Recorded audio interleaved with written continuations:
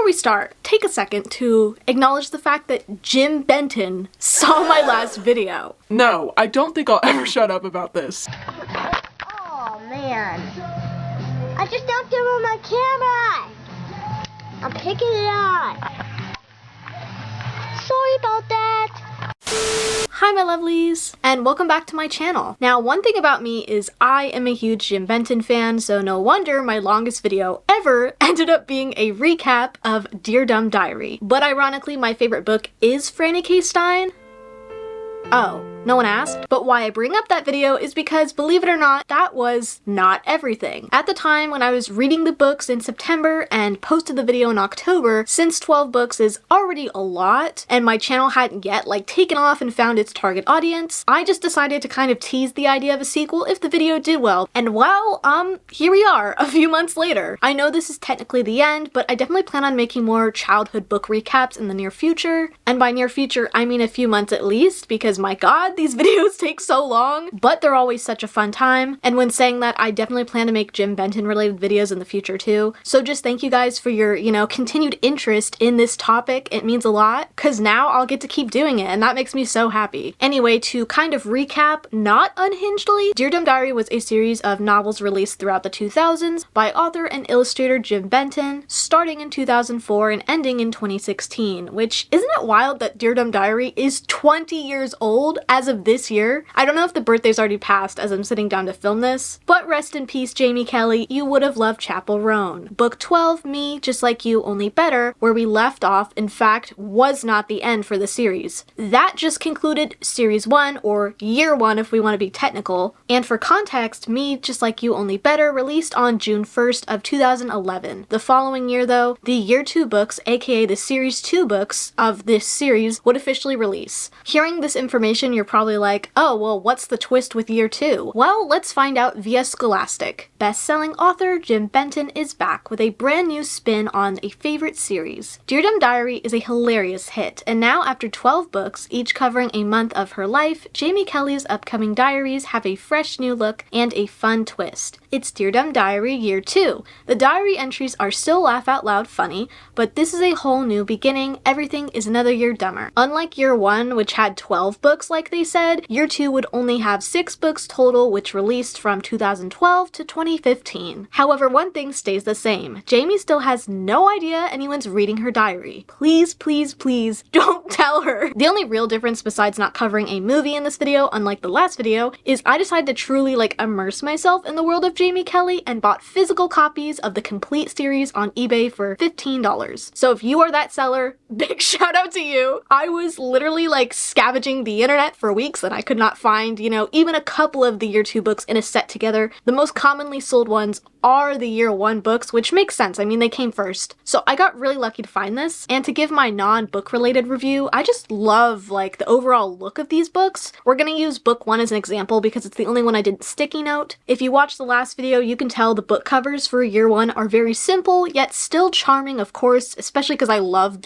Jim Benton's art style. But there was a book I did highlight, which was book 6. The problem is here's That's Where I'm From in the last video, because that cover honestly stands out amongst the rest in that series. It's really unique. Graphic design was definitely their passion. The Year 2 books though are still simplistic while having their own kind of extra flair, if that makes sense. I even really appreciate this kind of inside cover with extra artwork on it. Not that I hated the previous covers, but I knew this book series could step up their game with the covers, and they just totally delivered it. But without further ado, you guys know the drill. I read every single Dear Dumb Diary book that came after Me, Just Like You, Only Better. And now in this video, I'm going to recap all 7 of those books that I missed in the first video. These were just as fun as the Year 1 books. They have their own kind of flair, and in some ways they were kind of even more fun, with the topics.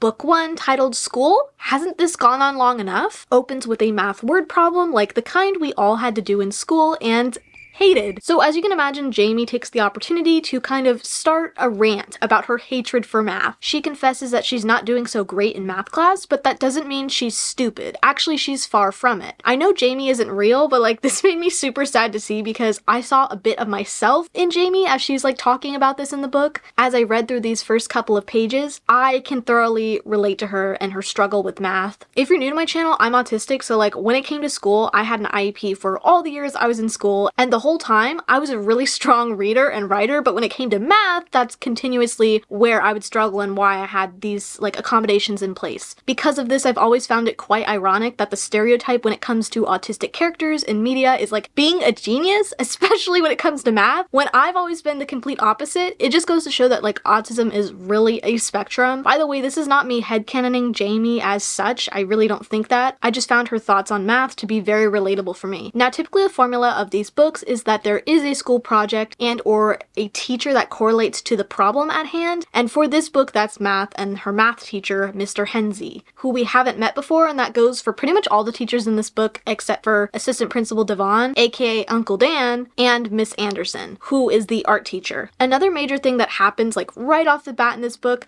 do you guys remember Emily? You know, the girl that they kind of took advantage of in like the last 3 or 4 books in series 1? I mean, I can't help but remember like how Emily literally raised all of the money for them to go to Screamtopia in book 10, The Worst Things in Life Are Also Free. And they weren't even going to invite her, but luckily Aunt Carol, you know, after realizing she raised a lot of money for this trip, covered the costs for her to go. Well, just as quickly as Emily arrived in the books, she would actually make her exit as a regular character. A moment of nostalgia. For many people, it's hard to mention the word stupid without thinking of one of your very dearest friends. In my case, that friend is Emily. You remember how Emily's dad got a really great job offer and they had to move, right? Just like that, Emily stumbled into our lives, and then just like that, she stumbled right back out again. And also, while in it, she mostly stumbled. I actually don't remember her dad getting a job offer and like having to move, but in my defense, I read series 1 in like September. Anyway, Mr. Hensey, Jamie's math teacher, is determined to teach Jamie math, despite her advice to him being that like it can't be done. Because of her struggling in low grades, a note ends up being sent home to Jamie's parents, and they are not happy about it. They basically advise Jamie to improve her grades by the end of the quarter, which is like 4 weeks, or else. You might be asking yourself, or what else, Lula? That would be a dangerous mistake. See, most kids know you don't dare ask, or else what? And Jamie is aware that the or else is usually not yet thought of when they, you know, say it. It's like an empty threat, if you will. But I thought this was like a really weird reaction for them to have. I've always found it odd for parents. I think this happens in media a lot, but it definitely happens in real life too, where parents get angry at their kids for failing a class. And I mean, I get it. If you straight up are not trying and doing your work, that's a whole other story. That's not what I'm talking about. But from what Jamie talked about, it just seems like she struggles with the subject. And it's gotten to the point that she has a lack of like confidence in herself to even learn the subject. So I was kind of confused why they didn't have a more in-depth conversation and her parents just kind of threatened her. I mean, there could have been more to this. We have to consider the fact that this is only Jamie's point of view, and she's not really the most reliable narrator at times, let's just say. After this point though, Jamie of course turns to Isabella for help because she's an expert at all things, as we know. I have to say, Isabella's first idea was actually pretty smart. She suggested that Jamie lie about the note being sent home and how it was sent home to the wrong student, and telling her parents that like there's another Jamie in her math class. However, Jamie decided that it wouldn't be a good idea to lie, which is actually smart in itself, which Isabella respected. She offered up other ideas, but Jamie, you know, kind of had to pass up those ideas for obvious reasons. The following morning, her parents continue to kind of lecture her about her grades, and Jamie presents the argument of the fact that she is doing well in all her classes except math, to which her dad says she needs to do well in all of her classes. And I was like, who needs to be really good at math anyway? And dad was all like, I do. I'm an accountant. It's my job. It's how the bills get paid around here. And I was like, Dad, if everybody was good at math like you, they wouldn't have to hire you. Face it, the less people everywhere that know about math, the better off our family is. Yeah, that's what I thought, math guy. And Jamie's mom ends up chiming in that Jamie just needs to start thinking about growing up, which includes taking her grades seriously because of college in the future, I asked her why I even needed to go to college. It's not like I want to be a doctor or a lawyer or anything. Considering Jamie is an art kid, I definitely understand her point of view when it comes to college. I feel like in America, at least, going to college like straight after high school is kind of the expectation, and even with that expectation, sometimes people are still at the point of like, okay, what the fuck do I want to do? But when it comes to the arts and people majoring in those types of studies, they're kind of disregarded by people and made to feel like it's still a hobby and not a career. I say that as somebody who was going to study film, but even when it comes to other careers in present day, the job market right now is a terrible place, as we know. People who finally finished the schooling they need to obtain their degree, no matter the type of job, are just not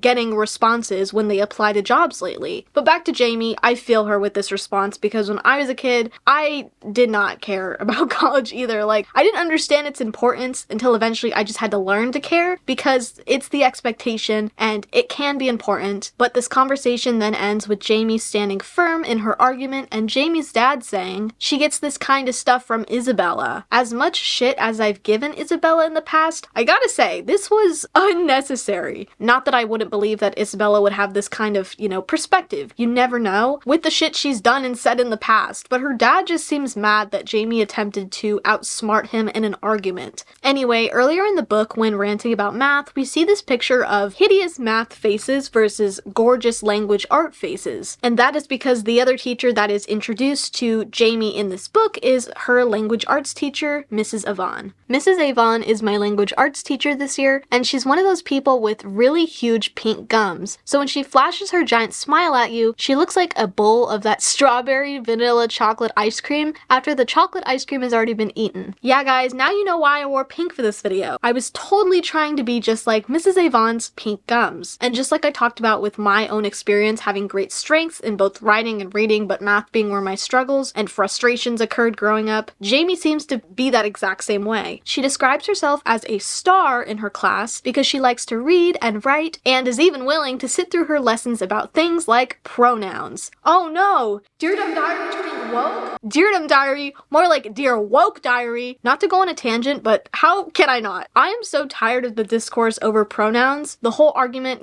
conservatives and Republicans have is just something I will never understand because, like Jamie mentioned subtly here, we learned about pronouns in English or language arts in school growing up. We learned this in school, yet here people are claiming, I don't have pronouns. That's not grammarly correct because everybody has pronouns. Like, that is literally just how the English language works. I don't know what to tell you. There's nothing political about pronouns. They are nothing new. And I'd say Jamie says it best here. I have to admit, pronouns are actually a pretty good invention. So that instead of always saying, I saw King Alphonse Luigi Bartholomew Van Fart III, we can just use a pronoun and say, I saw him. This saves time. This lets King Alphonse Luigi Bartholomew the Fart, King Alphonse Luigi Bartholomew the Fart, This lets King Alphonse Luigi Bartholomew Van Fart III and other Van Farts know that we are so not impressed. In all seriousness, I don't understand why it's just so hard for us to respect other people and how they choose to identify, especially when it doesn't affect you. If Jamie Kelly, one of the most delusional people yet intelligent people I've ever come across, can do it,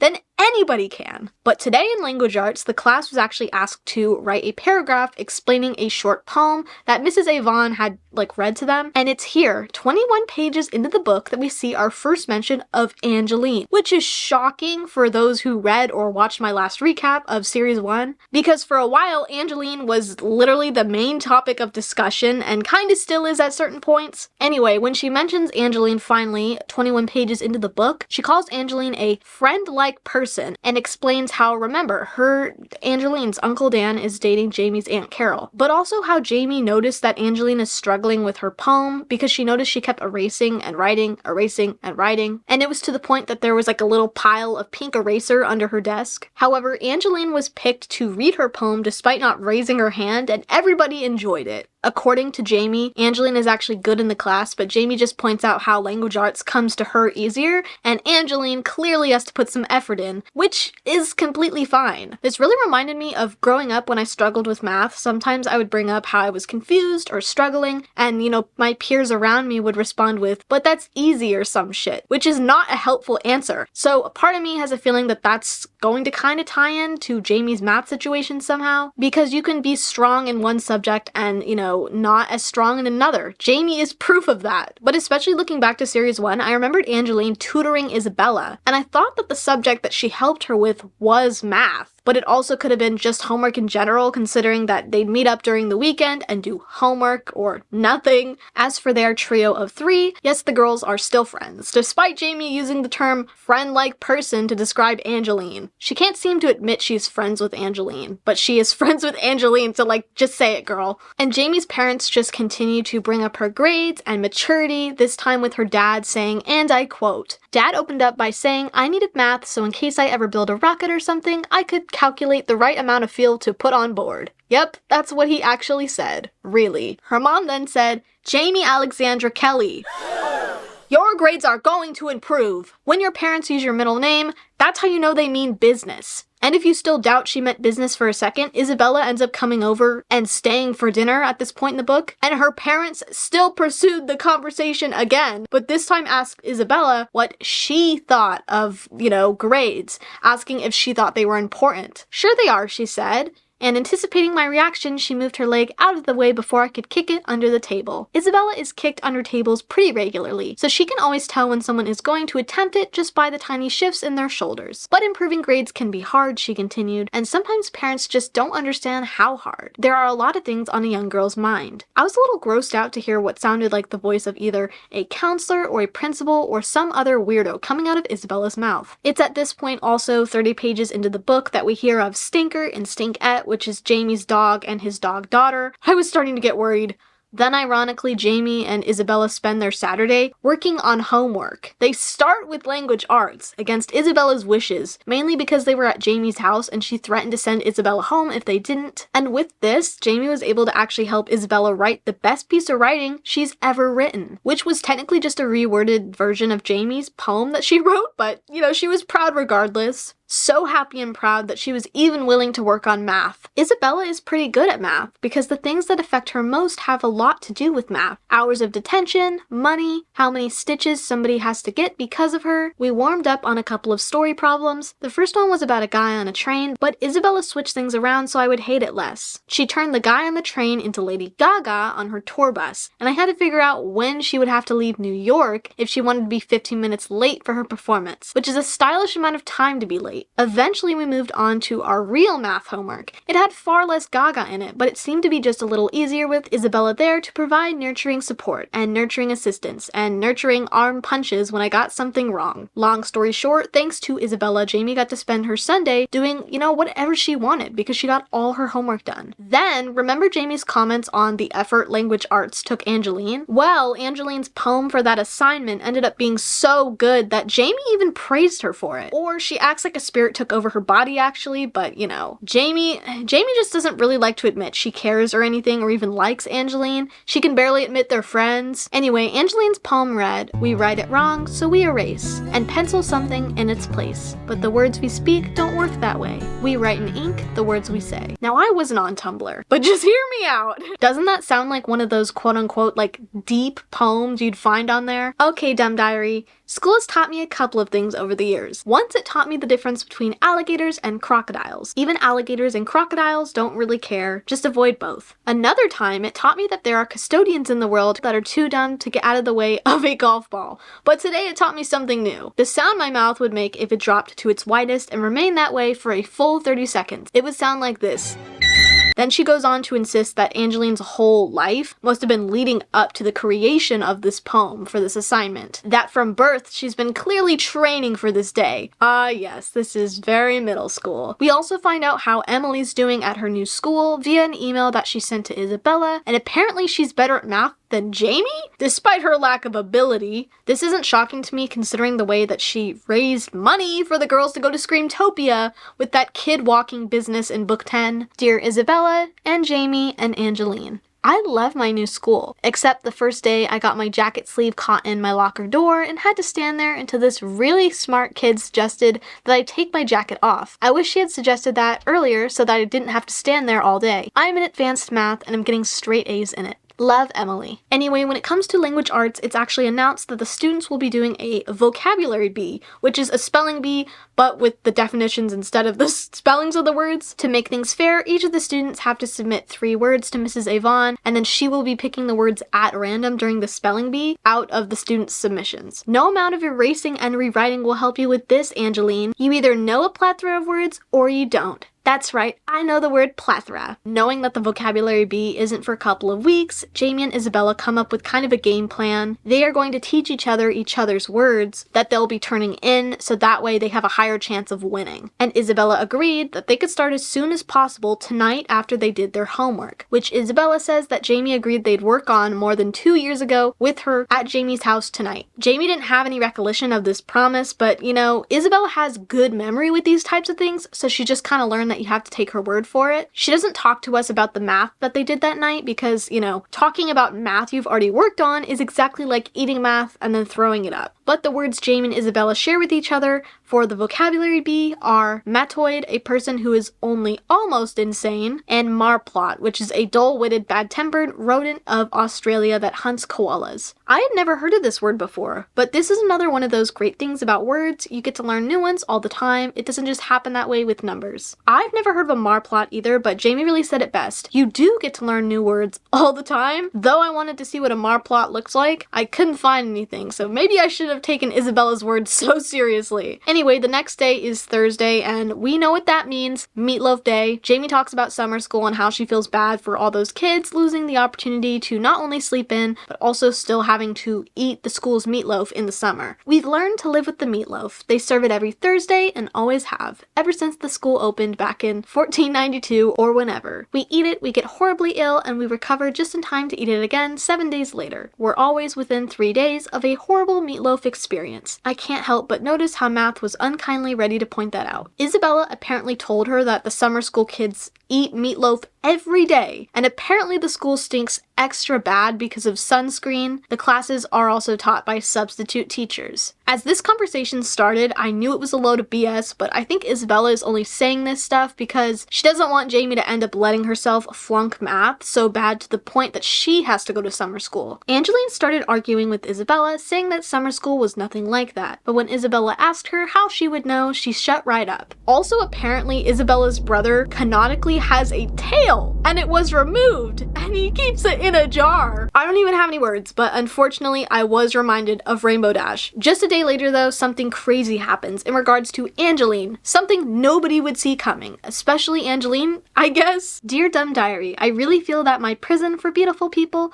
idea is going to catch on, and when Angeline is the first one we lock up, I don't believe anybody important is going to object. See, beautiful people have it made. Everybody loves them, they get everything they want. 8th grade cutest boys in the school even trip over themselves when they walk past. But there is one thing that beautiful people don't have. One rare, elusive quality that has escaped their manicured grasp. They don't have any dorkiness. Dorkiness may not seem like anything we should brag about, but it's something that's ours and it's wrong for them to steal it. Today, when Mrs. Yvonne asked Angeline to read aloud from a book of poetry, Angeline looked back at Isabella and me and reached into her purse and slowly pulled out a pair of big, dorky glasses. She puts them on and started to read, but nobody could hear a word she said over the sound of the boys' hearts beating with pure, deafening love. She took our dorkiness and made it adorkable. Someone let Nikki Maxwell know about this one. The point of me sharing all this though is Jamie comes to the realization that Angeline is smart on top of her good looks because of the glasses. Jamie is so in shock about the fact that she's smart that she calls Isabella to yell about it, but Isabella just confirms that she is indeed smart, but also that people really like smart people. I don't think she actually cares so much about the fact that Angeline is smart though, but actually how she might be stupid by comparison when Isabella gets an email from Emily over the weekend and reads it to Jamie about just how good her grades are at her new school. And this only gets Jamie more in her head about things. Is it possible that Emily is smarter than I am? That would mean everybody is smarter than I am. I spent some time with my beagle Stinker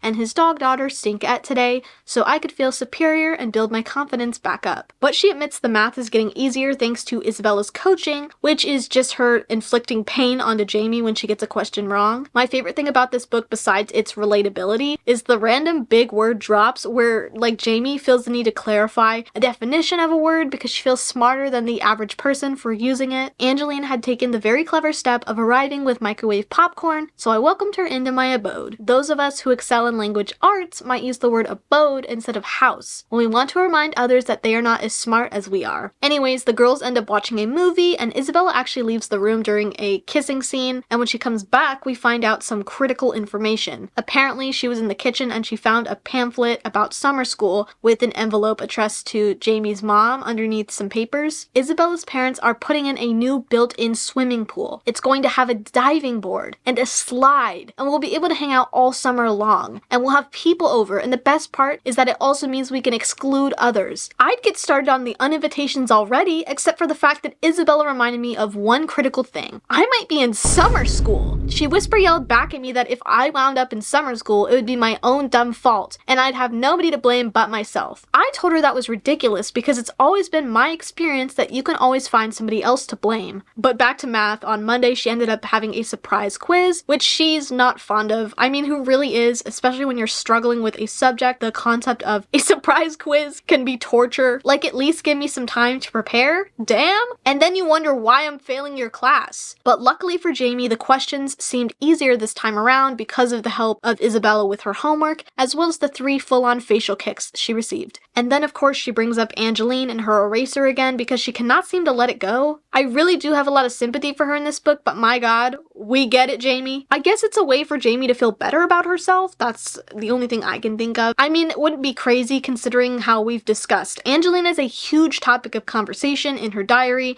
and it stems from a place of jealousy, but also, as many comments have pointed out in the last video, it definitely feels a little gay. I actually almost brought this up in the last video, but didn't last minute because of the possibility of them being related. They are technically not related though. I think her mom clarified that in one of the year 1 books. I'll have to try and find it. But as far as year 2 books, Angeline calls Jamie her cousin once, but also follows that up by saying, "You're not really my cousin" or something. Either way, I don't ship them. That's not why I'm bringing this up. I always kind of saw this as like a little gay awakening crush type of thing. Like, I can picture Jamie just rereading her old diary entries in a couple of years and then realizing that she had this kind of gay awakening crush on Angeline. I believe Jim Benton did touch on this in an interview, the one I mentioned in the last video on YouTube. It's an interview with Nostalgia Talk, and it wasn't a question asked, it was something Jim brought up himself. I think because he said that people bring this up a lot to him about Jamie. I would say let me know your thoughts in the comments, but boy, people already did. And that's why I'm bringing it up here, because I regretted not talking about it. Anyway, Jamie's surprise quiz, yeah, that didn't go well. This is actually quite a perfect depiction of what taking a math class feels like. Personally, financial math is the only math class I've taken that actually had the things I learned in the class stick with me. And get this, I took it by choice. It wasn't even required. I had all my math credits. Angeline, on the other hand, despite Jamie mocking her erasing, she got all the questions right on the quiz, while Jamie only got 1 question right. And there were only 4 questions on this quiz, mind you. Then when Angeline and Jamie get paired up after Mrs. Yvonne splits them up into groups during language arts, Angeline says that she thinks she just got lucky on the quiz, but Isabella has actually been helping her too. Isabella goes on to reveal that this was just to make sure her teaching methods were actually effective, and because Angeline did well, she knows they are. So much so that Angeline, who was supposed to come study with Isabella and Jamie over the weekend, doesn't come because she doesn't need the help anymore. Remember how earlier I mentioned Isabella making things up about going to summer school so Jamie didn't realize how bad it was and maybe would work harder in math class to pass? Well, listen to this email that Jamie got directly from Emily. "Dear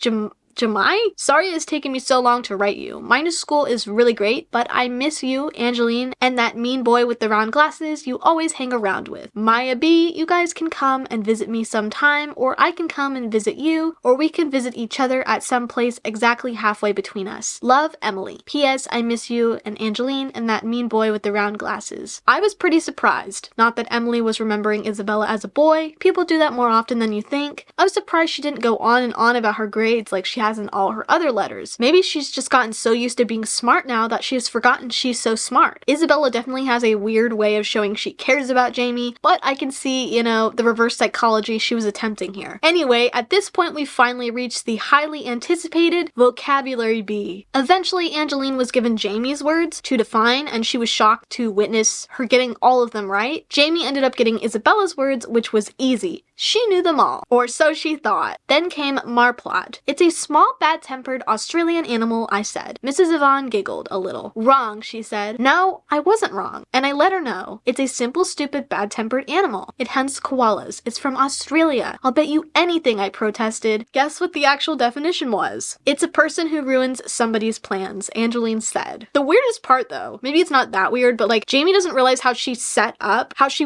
and she still defends Isabella in her head. I mean, we all know Isabella isn't really smart and wise like Jamie claims, and she's actually been pretty manipulative throughout the books. I should have known. I didn't feel embarrassed exactly. You know how I said before that knowing something was like reaching into a pocket and finding money? This was like reaching into your pocket and expecting money and finding half an old taco that's not even your taco. Simply not knowing something doesn't feel bad. Things you don't know are just pockets you haven't put anything into yet. It's the dumbness that feels bad. Dumbness is finding that old taco. A day later, Jamie would finally have her math test, and she brings up Angeline's erasing again, but somehow it helps her this time. She realizes, after she realizes Angeline's erasing, that she has these two problems. Like, she goes through and double checks her work, and there's two problems that she would have got wrong if not for double checking her work. Her teacher ends up grading the tests very quickly, so the next day he's already passing them back out to the students, which Jamie describes as feeling like a tortured prisoner in a medieval dungeon. Which is just so true, as you see the people around you being like, I got a 90, I got an 87, I haven't got my test back, shut the fuck up. And for the grand reveal, drum roll please. Jamie passed! Jamie actually did so well on the test that she even bumped herself up a letter grade. Isabella was even happy about a test for once, and it wasn't even her test. Jamie goes on to admit her test wasn't perfect, and her math grade wasn't perfect, but her parents were actually very impressed. She put in the work and she improved. And then remember Angeline's glasses? Well, funny enough, when she first put them on, it reminded me of like wanting glasses as a kid. Like, does anyone remember like wearing those 3D glasses you'd get at the movie theaters and like punching the lenses out? Not just that, but I had this specific pair of sunglasses, which I think I still have somewhere, that I wore to school a few times in elementary, and every time I did, people thought I actually got glasses. I don't even know why I wanted glasses. It's like when I wanted to be British because they got to see the Moshi Monsters movie in theaters, while I didn't even get to watch the movie until 2022 because where the fuck was I didn't know where to watch it. But the point is, my intuition was right, and Angeline ends up coming over during the weekend and admitting they were fake too. They were fake? Of course they were fake!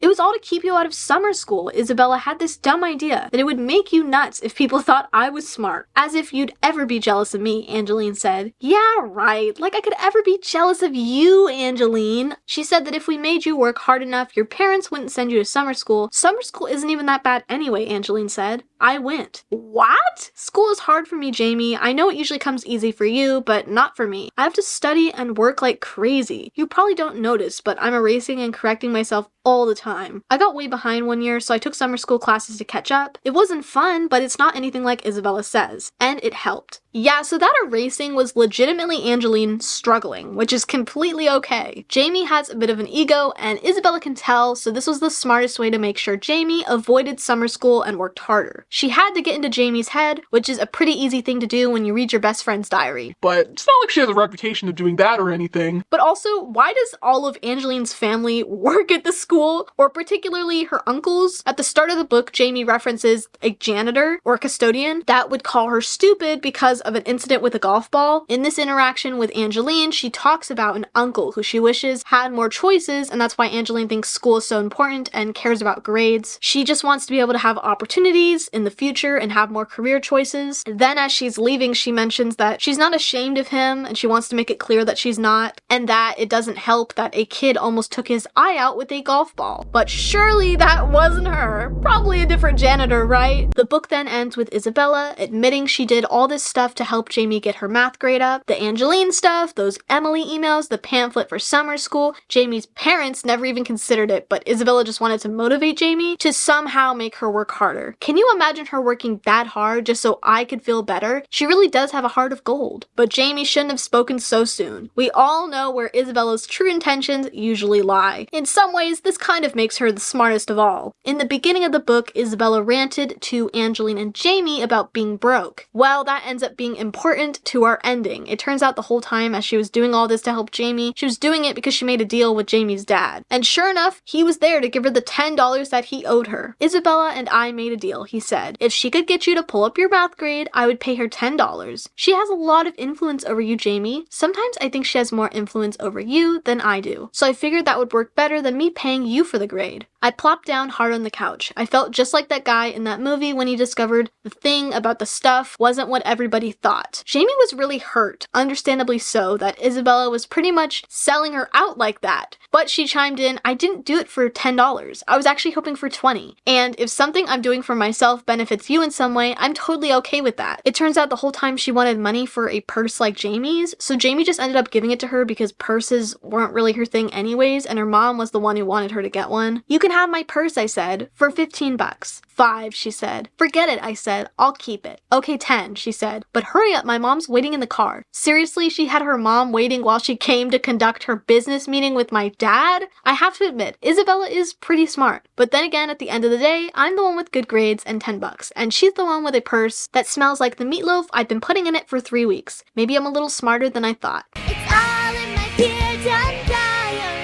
Book 2, titled The Super Nice Are Super Annoying, opens with a completely disgusting revelation. Basically, Jamie is missing out on her favorite TV show and describes the events that led up to it. When opening the book, you may notice spaghetti crossed out and the words something else. Ew, ew, ew. That's because on Friday, Mike Pinstetti, aka the nickname kid from the very first book, laughed so hard at lunch that a spaghetti noodle, came out of his nose. And you know what Isabella did? Took it out of his nose with her bare hands and placed it directly in Jamie's hand. Obviously, this was a very traumatic experience for Jamie, and unfortunately, that night for dinner, her dad also made spaghetti. Normally, she'd be so excited for anything else that is not her mom's cooking, but Jamie just couldn't get herself to eat it because all she was reminded of was his nose booger spaghetti. Of course, Dad made spaghetti for dinner tonight, which normally would have been a huge relief because anything other than Mom's cooking is one of my favorite foods. But even though I really wanted to eat it, I couldn't, because now, for me, spaghetti isn't spaghetti anymore. Now spaghetti is a product of Pinstetti's nostril. We got into an argument about dinner. I got sent to my room. I may have referred to the meal as booger without explaining what happened on Friday, and I may have screamed it, and I may have shoved the plate away from me, and I may have screamed it a few more times. So I'm missing my TV show. I blame Pinstetti's nostril, and somehow I feel that Isabella may have to share some of the blame as well. On to the real story though. The teacher we're introduced to in this book is Mr. Smith, aka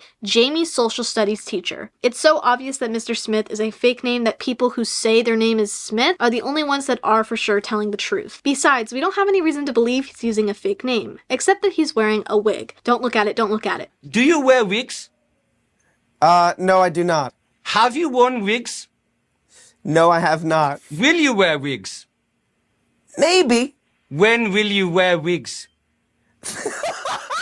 When a man wears a wig, it's customary to call it a toupee, because calling it something in a foreign language is supposed to make it look less ridiculous. For this toupee to look less ridiculous, he'd also have to actually wear it in that foreign country, where we couldn't see him. Anyway, she mentions her hatred for the alphabet, which is ironic considering her love for vocabulary that we saw in the last book. However, when telling us this, she also tells us that the alphabet actually helped somebody. Basically, they've been doing a lot more group projects lately, because according to the school, it'll help prepare you for the real world. According to Jamie specifically, it's because projects go wrong in the real world, so we need to learn how to swiftly blame things on somebody else that's nearby. So with that context, it's not shocking to learn her social studies class was put into pairs, only this time it was alphabetically. Isabella happened to be in the principal's office at this time, so Jamie got paired with Hudson. Hudson has been mentioned a lot less in this series so far. Like, the only time he was really brought up in the last book was when the boys were taking a liking to Angeline's new glasses. Jamie was excited though, but shares that she no longer found it difficult to breathe. She's older now, guys, okay? A sophisticated young lady now. So the only reaction she had was sweating her pits off. Angeline, on the other hand, got paired with Mike Pinstetti, whose real name isn't Mike, but actually Antonio, so, you know, Angeline, Antonio. We also find out since Mrs. Brentford twisted her ankle on Friday during the booger noodle incident, this guy named Sebastian is filling in for her. And Jamie has a crush on this guy. Think about it like Mr. Prince 2.0 from book 3, Am I the Princess or the Frog? Except Jamie makes it a point to mention he's a lot younger, so I'm imagining like early 20s. Unlike Mr. Prince, who was dating the art teacher, Mrs. Anderson, the other assignment Jamie has over the course of this book is in language arts, and it's their teacher, Mrs. Yvonne. She wants the class to write more poetry, but Jamie is honestly kind of ready to move on from poetry. Anyway, Mrs. Yvonne wants us to find opportunities to write little poems all month. If you ask me, I think we should be moving on from poetry to other important literary forms, like bumper stickers. I really feel that bumper stickers are the future of literature, because some of my friends won't read anything much longer than that. I'll bet I could write a whole movie on a bumper sticker. Later this week, when we finally reach our Meatloaf Thursday, Angeline ends up inviting Sebastian to sit at their table, which Jamie recounts as her using otherworldly powers, and calls her an annoying blonde demon, nice vampire cobra. See, throughout the week, Jamie had been smiling at him a couple times, but never actually speaking words. Like, the words just did not come out of her mouth. I guess she's not as sophisticated as she thought. Because this same thing would happen with Hudson, I recall. Sebastian was my discovery. I'm the one who's been putting in the time to make contact with him. I baited the hook, I dropped it in the water, and now look who reels it in. I don't even like fishing, Angeline. It's very rude to make me use it as an example. Isabella goes on to talk to him about her grandma's infected foot for some reason. So Angeline swiftly changes the subject to a movie she's seen and how much she enjoyed a certain actress in it. And Sebastian agrees with her, saying the actress was a delicate, well-mannered creature of grace, which Jamie admits made her hork a little.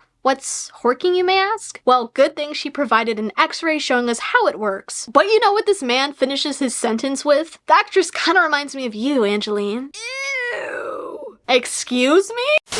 Jamie informs us even though Hudson is the 8th cutest boy in her grade, Hudson suffers from the condition of being male. He suggested they do the report comparing how other cultures go to the bathroom or how they punch people in the face. But luckily Jamie did convince him to go with her idea, which was manners. After 36 pages into the book, we finally get a mention of Aunt Carol. I did mention how she was mentioned briefly in the last book, but we didn't actually see her or Uncle Dan besides their relationship, you know, being mentioned for context. Dear Dumb Diary, Aunt Carol is a lot of fun in many ways. None of those are coming to mind right now. She called me up to tell me she was coming over today first thing to make me take some flowers to Mrs. Brentford, because the two of them are kind of friends and I am the one kind of responsible for Brentford's ankle. Jamie's apology card was of course very thoughtful. Sorry you were maimed, but at least it looked funny. Anyway, Jamie ends up inviting Isabella to go with her to Mrs. Brentford's house with Angeline and Aunt Carol, and Isabella is more out of pocket than usual for some reason. They expect this lady to like live in a dump or something when she lives in a somewhat nice house. Are you watching this house for somebody on vacation? She asked Mrs. Brentford. Brentford laughed a little, which made some of the petals fall off of the flowers. My husband and I bought this house long ago and raised our son here, but Mrs. Brentford is no longer here with us, I'm afraid. Left you, huh? Isabella asked helpfully. Younger woman, she was charitably trying to spare Brentford the embarrassment of just coming out and admitting it herself. He passed away, Angeline said in an angry whisper. I already felt bad for her to an extent in the Year 1 books when she became friends with Aunt Carol, and Jamie just like could not seem to comprehend that. I mean, in this book she literally compares her to a bag of flour. During the weekend also, Isabella has Jamie do her hair when they take their typical homework break, which also means code for getting nothing done. However, she wanted her to do it again at school the next day to make sure it stayed female looking in her words. She could learn to do it herself, but when I mentioned that, she shoved me because it upsets her stomach a bit when she hears the word learn. And Jamie had to do Isabella's hair every day this week. This was actually because she wanted to impress Sebastian at lunch that day the same way Angeline did, only clearly it wasn't going so well and he was uncomfortable. Jamie ended up swooping in to break the tension though. Okay, so here's what we're doing, I said, not actually telling him what we're doing. We're studying manners and customs and we'd like your input. You're younger than the teachers but older than we are, and we think that that could help our reports. Sebastian nodded and smiled. Okay, now I see, he said. You're studying me, huh? Like a specimen to see if I do anything anything wrong. I get it. I'll have to try to be on my best behavior. Couldn't have asked for anything better, right? Well, that was until he continued talking. You'll let me know if I step out of line, right, Angeline? He said. You're kind of the manners expert around here, I'm guessing. I hate this. I don't think it's gonna end up being creepy or meant to be, but like, I did get scared when the next diary entry, like directly after this, started off like, as we were coming into school this morning, Aunt Carol stopped me and Isabella and pulled us into the office. My Uncle Dan, who is the vice principal, was there. But it just turns out they wanted the girls to help plan the next school dance, and as they were leaving, after agreeing, Angeline came in and Jamie's instincts just knew what was about to happen. Angeline, would you like to help Jamie and Isabella plan the dance? She asked nicely. Isabella, however, just kind of shrugged and didn't seem to mind, because it's not like Angeline's their friend or anything, right? Jamie once again seems in denial about the fact that Isabella was even a little bit happy that Angeline was going to be joining them in planning the school dance. Jamie didn't even want to really do it that bad, she more so agreed because Isabella wanted to plan the dance. It's one of those instances where I can't help but be annoyed because in the early books, Angeline wasn't fully her friend yet, but at this point, she's someone she hangs out with every day and is nothing but nice to her, yet she still has like some internal thing against Angeline. Anyway, back to lunch with Sebastian. This day, he just automatically came and sat down at their table and Jamie talked to him about some things she'd already learned in her research so far. Ever since he said delicate and well-mannered creature of grace, Jamie like keeps calling herself that and she writes it every time in this like fancy cursive, but I can't take those words seriously because what would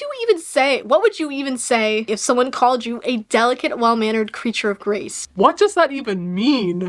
New Twitter bio just dropped. Angeline seems very visibly annoyed this day, but Sebastian just kind of continued to praise her for being well-mannered. We all just paused for a moment, not knowing how to react, until Sebastian reacted for us. Well done, Angeline. Nice of you to illustrate the point. See why we don't do that? It's disruptive and distracting, and it looks like Angeline is having a fight with her meal. Well done, Angeline. Oh yes, well done, Angeline. It's so splendid how you can do something rude and it is interpreted as nice. Over the weekend, Jamie decides to call Emily to get some advice for the school dance. She figured maybe her new school had some cool dances. Jamie and Isabella had thought of some themes themselves, but Angeline wasn't really too impressed. Hi, this is Jamie. Is Emily there? Jamie's not here. No, Emily, I'm Jamie. I was calling for you. How are you? Oh, I see. This is Emily. Yeah, listen, Emily, has your school had any dances this year? Yeah. Was there a theme? Dancing. The theme was dancing. Did they have any special decorations or special snacks or anything that kind of tied it all together? They're not allowed to tie us together. Jamie, that would be wrong. Use your head, girl. The next school week would start off with the groups meeting during social studies to discuss their findings for their reports. The girls also focused on figuring out a theme for the dance since the word got out that they'd be planning it and people were starting to give them a lot of suggestions. From an underwater dance to a ninja dance to a underwater ninja dance. Yeah, I wonder who submitted that theme. I bet it wasn't Vicky. But then Mike Pinstetti suggested a fancy dance and Jamie was about ready to laugh in his face because it's ironic for him of all people to want a fancy dance, Mr. Booger Noodle himself. However, Isabella actually really liked the idea. At lunch, the girls then asked Angeline what they'd need for a fancy dance, and Hudson ended up asking, Oh, well, whose idea was that? and the girls kind of noticed that Pinstetti seemed like panicked or embarrassed almost, so Angeline took the blame and said it was actually her idea. And then the following day, Pinstetti would come to school wearing a tie, and it confused Jamie so much. When asked about it, he just claimed he wanted to practice in preparation for the fancy dance. As for Isabella, she still really liked the idea and even complimented his tie, which really seemed to annoy Jamie. She tried to send a message to her about it with her eyes. Then Sebastian walked up to the table and said to Angeline, "What kind of knot would you say he's tied there? Angeline? A Prince Albert? A Windsor?" Sebastian stood and smiled, awaiting her expert opinion. Angeline shrugged her shoulders. "It's a four in hand," Hudson said. We all looked at him, and he coughed. "That's what Mike Pinstetti told me. Right, Mike?" Something like that, I think he said. Before he walked away, I made sure that Sebastian saw some graceful and well-mannered, delicate things going on over here in Jamieville. I don't know about you, but I have never missed Mrs. Bruntford more. I've had enough of this man. I've had enough of him. He needs to go. Over the weekend, this same group would meet up to work on their reports, meeting at Hudson's house, and the fancy dance at this point was officially a week away. But working in a large group like this was actually very helpful to Jamie, and she had discovered some things, turns out, about marriage that Isabella and Yolanda could use, while Angeline and Pinstetti had passed along some stuff about manners they'd found to Jamie and Hudson, plus the larger group setting made it like less likely to goof off and get sidetracked, versus Isabella and Jamie who are just like, Yep, we're totally not doing homework, and we're fine with that because we don't want to do it. But anyway, this went so well that they even had some extra time at the end to talk about the dance. Pinstetti had an idea for a game where you have have to put all the pieces of a fancy table setting into the right places. He had a printout of a complicated setting he found online. I thought it was too hard, but Hudson said it was stupid because it was too easy. Too easy, Pinsetti said. Yeah, right, you couldn't. And before he could even finish, Hudson had scribbled a setting on a piece of paper. Angeline took the paper and started to check before a look of anger flashed across her face. What makes you think I would know if this was right or not? She asked angrily. You're right. This is all right. How did you know this? Pinsetti asked. Hudson made a face as though he had realized that he had just been caught. I saw it once in a movie, he mumbled. Time to go. Man, that doesn't remind me of anything. This has never happened before. During the weekend as well, Jamie began working on posters for the dance like the true art kid she is. Or, I'm sorry, that's what you'd expect from a cog. On Monday, Isabella ended up asking Jamie to bring her some earrings to wear, but it turns out she doesn't actually have her ears pierced, meaning she just pushed them through her earlobes, like the absolutely unhinged individual she is. After her hair was done, Isabella helped me hang posters until she saw Mike Pinsetti coming down the hall again in his tie. Then she pretended that she couldn't reach high enough. Mike, could you help us with this? She asked grossly. After he was gone, I inspected her ears to see if the earring posts had penetrated into her skull. Isabella ended up asking Angeline for some fancy activities for the dance. Angeline wasn't very helpful, offering up a spinning contest, but Jamie was okay with this because she realized something. She was trying to appear helpful, but her answer made it very clear that she was annoyed. Oh my gosh, it happened. I am truly a delicate and well-mannered creature of grace. I've become so nice that I'm actually annoying the nice people. I am like a mosquito that gave another mosquito malaria. Another thing about this book is Jamie has been sharing some poems here and there relevant to like what is happening. My favorites happen to be either her attempt at a procrastination poem or this next one. A graceful girl with perfect manners knows just the fork to eat bananas where the dinner napkin goes and knows it's snot for snot from the nose.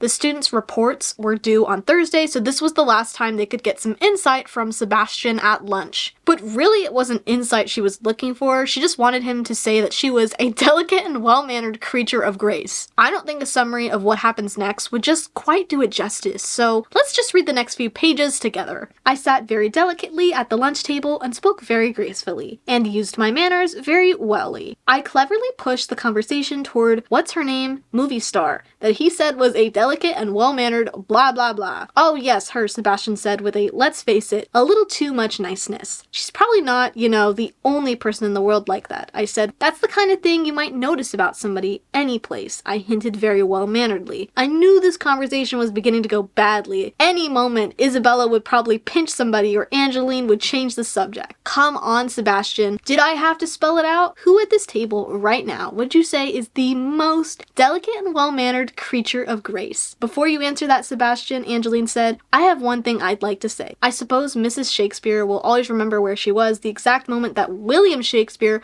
wouldn't shut up about how pretty she was. And we will always remember where we were the exact moment that Angeline looked Sebastian right in the eye and did a fart. After this, Sebastian immediately got up to leave, but Jamie stammered to get her words out. Wait, the creature of grace and junk. Who is it? And Isabella, oh, she would take this moment to shoot her shot. Isabella smiled at Pinsetti. That's who I would have picked, she said. Save a dance for me tomorrow night? Pinsetti sat up straighter and beamed. He suddenly became more handsome, less gross, and as strange as it is to admit, he might have actually been more than just a creature. He might have actually been a creature of grace. The next day, the students would finally give their reports in social studies class, but also everything kind of seemed to begin to come full circle as to what actually happened and why Angeline did that during lunch yesterday. Angeline and Pinsetti were first. They talked about how other cultures see us and how we see other cultures. They talked about how inaccurate it could be and even unfair. And then I heard something in their voices as they spoke. They weren't talking about countries. They were talking about themselves. Remember how Pinsetti had started wearing a tie and suggested the fancy dance? In Jamie's eyes and in the eyes of others, he was or is the definition of gross and seemed,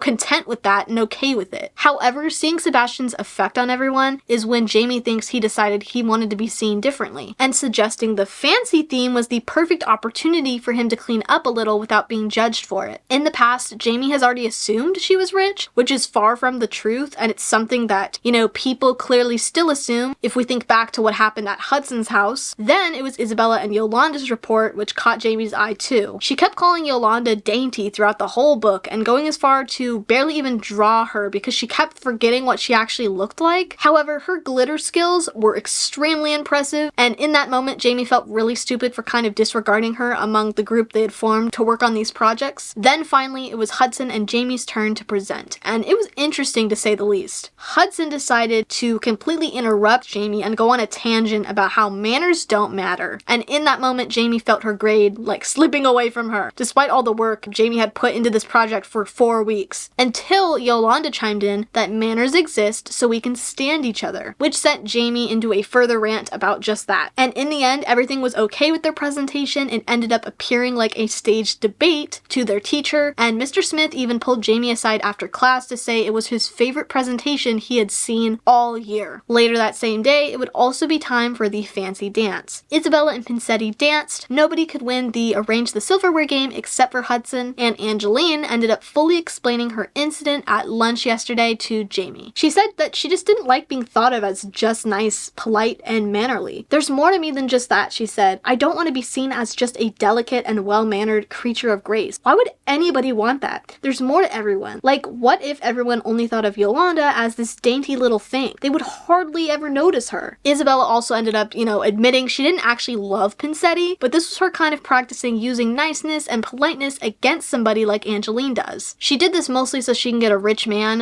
to fall for her in the same way in the future. For some reason, she thinks Pinsetti is rich too, and Pinsetti's not rich. He's just doing his best to be nicer. The necktie, the manners, Isabella mistakes that all for being rich. After this point, as we're kind of wrapping up the story, we also find out that Sebastian is Mrs. Bruntford's son. OMG, Sebastian is dating Bruntford? What? Sebastian is Bruntford's son, Angeline said. His pictures were up at her house, for crying out loud. Hudson also emailed Jamie the very next day to personally thank her for saving their asses when it came to the presentation. Dear Jamie, thanks for your hard work on our project. I might have blown it for us if you hadn't done so well in the presentation. You really had it right. Sincerely, Hudson. P.S. My mom would like to invite you, Isabella, Angeline, Pinsetti, and Yolanda over for dinner. She'll make her specialty, spaghetti. I'll be reminded of Pinsetti's nose as I eat, but it would be rude to decline the invitation. And I think that I can now imagine Pinsetti's nose as a more delicate and well-mannered feature of his face, when I'm sweet or when I'm yelly. Thanks for listening, Jamie Kelly. It's all in my teardrop diary. Book 3, titled Nobody's Perfect But I'm As Close As It Gets, opens with Jamie describing her Friday, which consisted of Isabella being, well, Isabella. Or should I say, Schmizabella. Isabella basically made up this lie about being into banjos and taking on banjo lessons because Isabella at lunch one day told a story about the time she took a kangaroo home from the zoo, which is a true story. If any other character told that story, I'd be denying it happened, but it's Isabella. Yolanda didn't share this same sentiment though, like she didn't believe it happened. In a sequence of events, Isabella then ends up getting Yolanda to throw a tennis ball at 100 miles per hour at their science teacher, Mrs. Curie's back. The tennis racket had been in Isabella's banjo case, but Yolanda knew exactly how this looked and then slipped the racket into Jamie's hand, who happened to be asleep. Shortly after, she was sent to the assistant principal's office, aka Jamie's Uncle Dan. He wasn't there, so she had to wait till Monday. However, when Monday came, she didn't have to tell on Isabella. He had already kind of connected the dots. He told me that he had read what the substitute said about the tennis ball incident and wondered why I would ever choose a tennis ball as a projectile. He said that he remembered my Aunt Carol trying to teach me how to play tennis over the summer. During the course of an hour, he saw me hit the tennis ball only 3 times. All of those 3 times were with my neck. But he said that he knew Yolanda, who sits next to me in science, is actually quite excellent at tennis, and that tennis ball is exactly what someone would expect her to use. But Yolanda, being dainty, just isn't the type that gets into this type of trouble. Uncle Dan suspected that maybe Isabella had something to do with this whole thing because he checked and it turns out she was in town. Jamie wondered how he knew that Yolanda was even good at tennis, but it was because of her permanent record. This keeps track of not only grades and behavior, but extracurricular activities. Jamie, for example, had no extracurricular activities, which she says is okay because those things are for weenies, and she had never been nor planned to be any sort of weenie. She just doesn't see weenieism in her future. But now that they're on the subject of extracurriculars, Uncle Dan brought up the importance of these types of things when it comes to college in the future. He ultimately didn't punish Jamie or Isabella or Yolanda because he can't really prove it was them, and he knows that Jamie can't play tennis, so it couldn't have been her. Because there's probably a rule that no visit with an assistant principal can end perfectly well, he then added, let's talk in a few weeks. I want you to try an extracurricular activity, and I want to hear your thoughts about your future. Hold up, guys. Is that Fran K. Stein? Anyway, speaking of her science teacher though, that's the teacher we meet in this book. The activity that takes place, or we build up to, is a field trip to the science museum. After class and learning this, she ends up having a conversation with Isabella, and she brings up extracurriculars to her because they're supposed to be, you know, doing stuff like that and it'll help with college in the future. But she gets maybe the most unexpected reply. Isabella was actually surprised she was thinking about college at all, and straight up says, but you're dumb, Jamie. Not dumb like accidentally ate the wrapper on the taco dumb. You're more like dumb about stuff that you really shouldn't be dumb about. What does that even mean? I demanded. It's hard to explain, Isabella said. Maybe if you were smarter, it would be easier. Look at it this way. Angelina's the pretty one who's also nice and smart. I'm the smart one who's also pretty and nice. You're the dumb one with pretty friends. Jamie ends up becoming angry and tries to prove herself. She asks, how long have you thought I was the dumb one? And Isabella answers, forever. Angeline tried to change the subject when she kind of overheard this conversation, changing it to koalas, which in her defense worked, but she also never denied Jamie being the dumb one. She instead pointed out that Isabella wasn't nice. But nevertheless, Jamie still took the initiative to join her first extracurricular, the chess club. In Jamie's words, chess is a very interesting game, and like many games, not fun in any way. R.I.P. Jamie Kelly, you would have loved sniper chess. Then I took another step toward my future, a chessless one at that, and decided never to attend another chess club meeting. But from this decision, she makes it clear that she's not concerned, because she will find the right extracurricular activity for her. So not only has her mission become to prove to her friends her smartness, but also find an extracurricular activity. This Meatloaf Thursday, Jamie also points out that Angeline always eats the meatloaf and doesn't complain, which is a crazy phenomenon to Jamie considering how bad the meatloaf is. Jamie compares her taste buds to those of rats that live in the dump and eat diapers. During the same lunch, Angeline ends up assuring her not to listen to Isabella and that she is actually smart. This is because Jamie asks, do you ever wonder why we eat this? And Isabella replied, well, if you're so smart, why don't you tell us? She ends up saying she will and presses the question further in science class because it related somewhat to what they were learning anyways. They're actually talking about animals, but specifically today about animals adapting to their environment. But what if it has no effect? I continued, wishing I was wearing glasses so that I could remove them and touch the stem to my chin thoughtfully. Some things taste bad and people eat them anyway. Eventually she reveals what the question was really about after her fellow classmates made some educated guesses, which were all incorrect. So Jamie determines that she'll need to continue her research. Jamie also tried yet another extracurricular activity, this club called Let's Get Organized, People, which is about organization, but the only other person there was the teacher supervisor. Not to fear though. Over the weekend, after spotting Jamie in her front yard throwing stones at a bush, Angeline actually invites Jamie to come along and attend her soccer practice. I'm looking for some extracurricular things, and soccer is supposed to be a lot of fun, and it is really good exercise and lots of people play. I said forget it. Luckily Jamie's mom was there listening and encouraged Jamie to go because the one thing she likes more than making dinner or beds is making Jamie do stuff. However, this extracurricular ended up not being the one for Jamie either, which I can't really blame her for. Angeline, of course, was a little disappointed and hoped that Jamie would join her soccer team. So Jamie had to tell her that it wouldn't fit into her schedule anyways because she had something else to do every other Saturday forever. On Monday, Jamie would debrief her experience in math class, updating us on her struggles and how she's improved a bit and discovered she can do math, although it doesn't come as easy to her.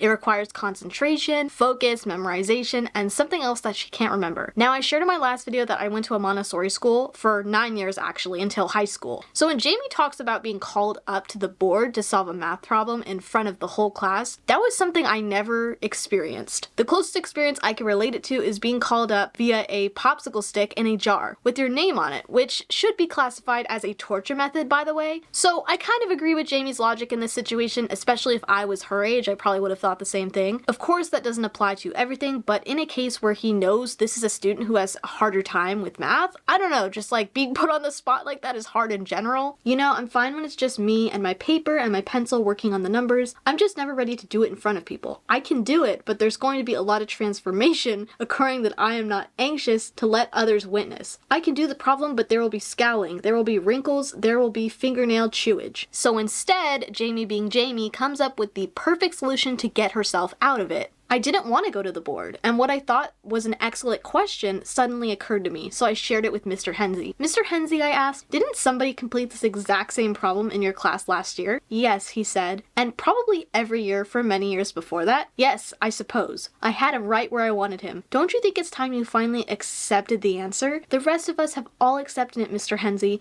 and we feel it's time to move on. I don't know, guys. I feel like she kind of had a point there. And she did end up getting her way. Ultimately, the only place she ended up in after that interaction was her Uncle Dan's office. Since she was there, they ended up revisiting that conversation about the extracurriculars, and he noted that she has been listening to his advice, taking on several activities. However, Jamie realized that there is a flaw within the permanent record. See, you know how she never actually committed to any of those activities? She quit literally shortly after realizing they weren't a good fit or something she actually enjoyed. Well, the permanent record, being permanent, didn't note that. They just noted that she joined because it's a permanent record. She didn't end up seeing Isabella for the rest of the day, so she called her later that night after dinner to share this revelation with her, and Isabella was actually very impressed by this. She even changed her mind that Jamie wasn't the dumbest person she knew after all. I take back what I said about you being the dumbest person I know. Thanks, Isabel, and lazy and messy and clumsy, all of it. I take it all back, she went on. Thanks, Isabel, you're still dumb, just not the dumbest. Pretty cool, huh? Not the dumbest? That's gonna look pretty good on my business card one day. Despite not thinking this flaw is important, the next day Isabella even joined in with Jamie on her extracurricular activity mission, suggesting a club herself. So Jamie was kind of in for a surprise. She quickly grabbed Angeline's backpack from the floor as we ran so that Angeline would have to follow us. They all stared blankly at us as we walked in. We're joining this extracurricular, Isabella said to the teacher that was supervising. He was one of those teachers that you see all the time but never actually know their name. Not so fast, one of the boys objected. You have to really be a gamer to join this club. What games do you ladies play? Then Angeline walked in looking for her backpack. It smells like pizza in here, and a little bit like somebody is wearing what, I asked. You've heard of antiperspirants. Is there such thing as a pro-perspirant? To make a long story short, the next thing you know, Angeline was elected president of the Video Gamer Club for life, and both Isabella and Jamie became vice president. It turns out they were the first 3 girls to ever try and sign up for the club, so the fact that they'll never end up attending again probably won't bother them at all. After all that happened, Jamie ended up asking Isabella why she was even interested in extracurriculars all of a sudden, and her older brothers got into an argument last night. Her dad ended up calling them lazy good-for-nothings that would probably just end up living at home and doing nothing for the rest of their lives. Isabella's plan was to do nothing for the rest of her life at her parents' house, but knowing her brothers would be there, that kind of snapped her out of that mindset. Now she doesn't want to live there in the future and realize she'll probably have to go to college, so she'll need extracurriculars too. The next day, after being assigned a project in language arts, which Isabella finished early despite the teacher originally having a problem with her submission, Isabella asked her if she had any reason to believe that anything in it was untrue. Some of the teachers not wearing deodorant, she asked Mrs. Yvonne. Perhaps you would like to make a statement on the record. I don't know, guys. Once again, she kind of has a point there. Anyway, after that, Isabella asked if she and Jamie could be excused from class to work on a project for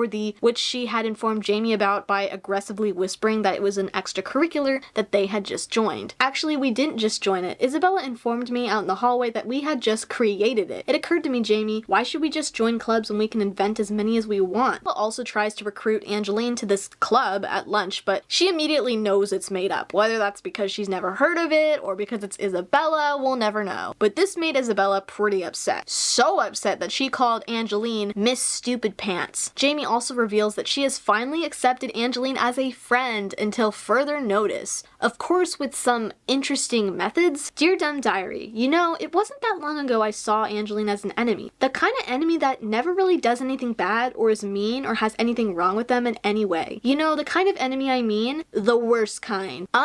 No. I don't think I do know. Jamie also continues her meatloaf research at lunch, but Mrs. Bruntford has just no comment on the matter and just kind of walks away. The girls do end up joining 2 other real clubs that meet in the mornings. These clubs are the Agriculture Club and the Running Club. My school never had clubs. That obviously doesn't apply to high school, but elementary and middle school. However, on campus they had 2 extracurricular things, violin, which was the huge one, or the running club. I remember in maybe 2nd or 3rd grade joining the running club and getting all sorts of ribbons. Hell, I even went to one of those like running events in my city. I don't remember how much we actually ran because I was pretty young, but it was freezing cold and in the winter, and I believe raised some sort of money for charity. But it's quite ironic because now I'm like the least active person alive, which is definitely not a flex. I've actually been trying to get out more by walking my dogs, and I do really enjoy it. I always hear people talk about though how they were in drama from a young age, but at my school you had to be fortunate enough to be in a specific teacher's class where they were known to do plays, and I never was, so therefore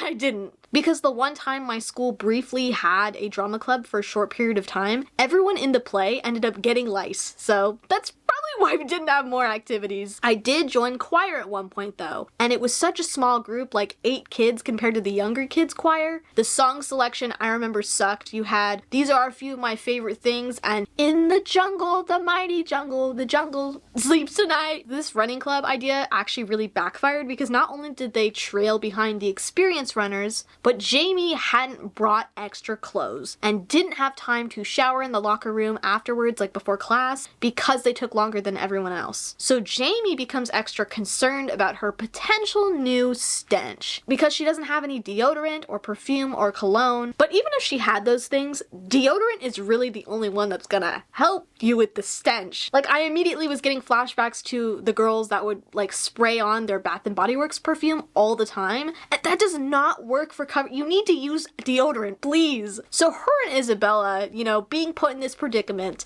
they sneak into the teacher's lounge and have the bright idea to rub coffee grounds on their pits to kind of like cover up the stench. But the weirdest part isn't even that. It's the fact that this had a weird effect on the adults around them. Like, Jamie goes on about how everyone was nicer than usual to her. Like Mrs. Curie, who's actually been on edge lately, and we know that they have, you know, one-sided beef. And even Mrs. Brentford, of all people. Isabella took this opportunity to ask Brentford if she could have candy for lunch on Monday to kind of test this theory, which is usually an absolute no. But she actually said yes. And then and there, Isabella made the connection of like, oh, it absolutely had to do with the coffee. So the next day at 8:30 a.m. on a Saturday, she banged on the door of Jamie's house, making up some sob story about leaving her homework in her locker. And Jamie's mom, being nice enough, offered to drive the girls over to the school. I stopped by Isabella's locker. She kept walking. "Isn't your homework in there?" I called after her. "Isabella," I whispered. "What are you doing?" "Just keep watch." She was in and out in a blink. She had a sandwich bag half filled with a special coffee. Isabella had tricked me into being a coffee-stealing accomplice, and she had tricked my mom into driving the getaway car. Now, this heist that Isabella had tricked her into doing kind of made Jamie question her extracurricular journey with Isabella, because it was starting to begin to lead them down a dark path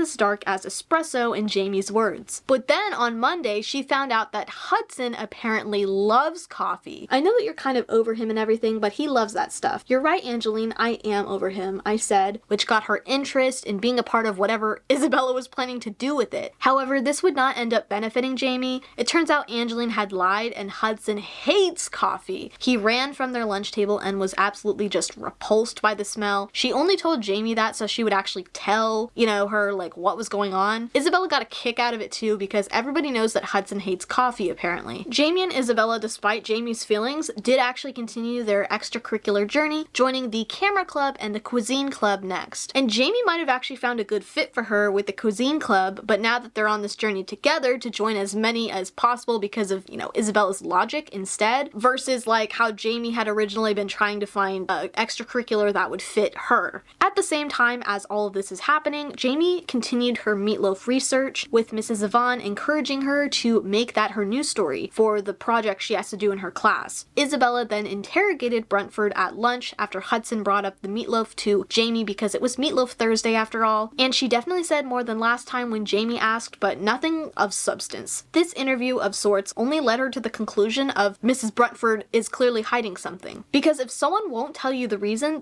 is even worse than refusing to give you the reason, which Angeline admitted was actually a smart thing for Jamie to say, although I don't know why Jamie thought she wouldn't admit that, because she straight up told her earlier not to listen to Isabella because she is smart. Jamie goes on to prove her smartness further in science class when asked to summarize the lesson by Mrs. Curie, because she thought that Jamie wasn't paying attention. For the record, making a jillion of those little transparent cube things on your notebook doesn't necessarily mean that you weren't paying attention.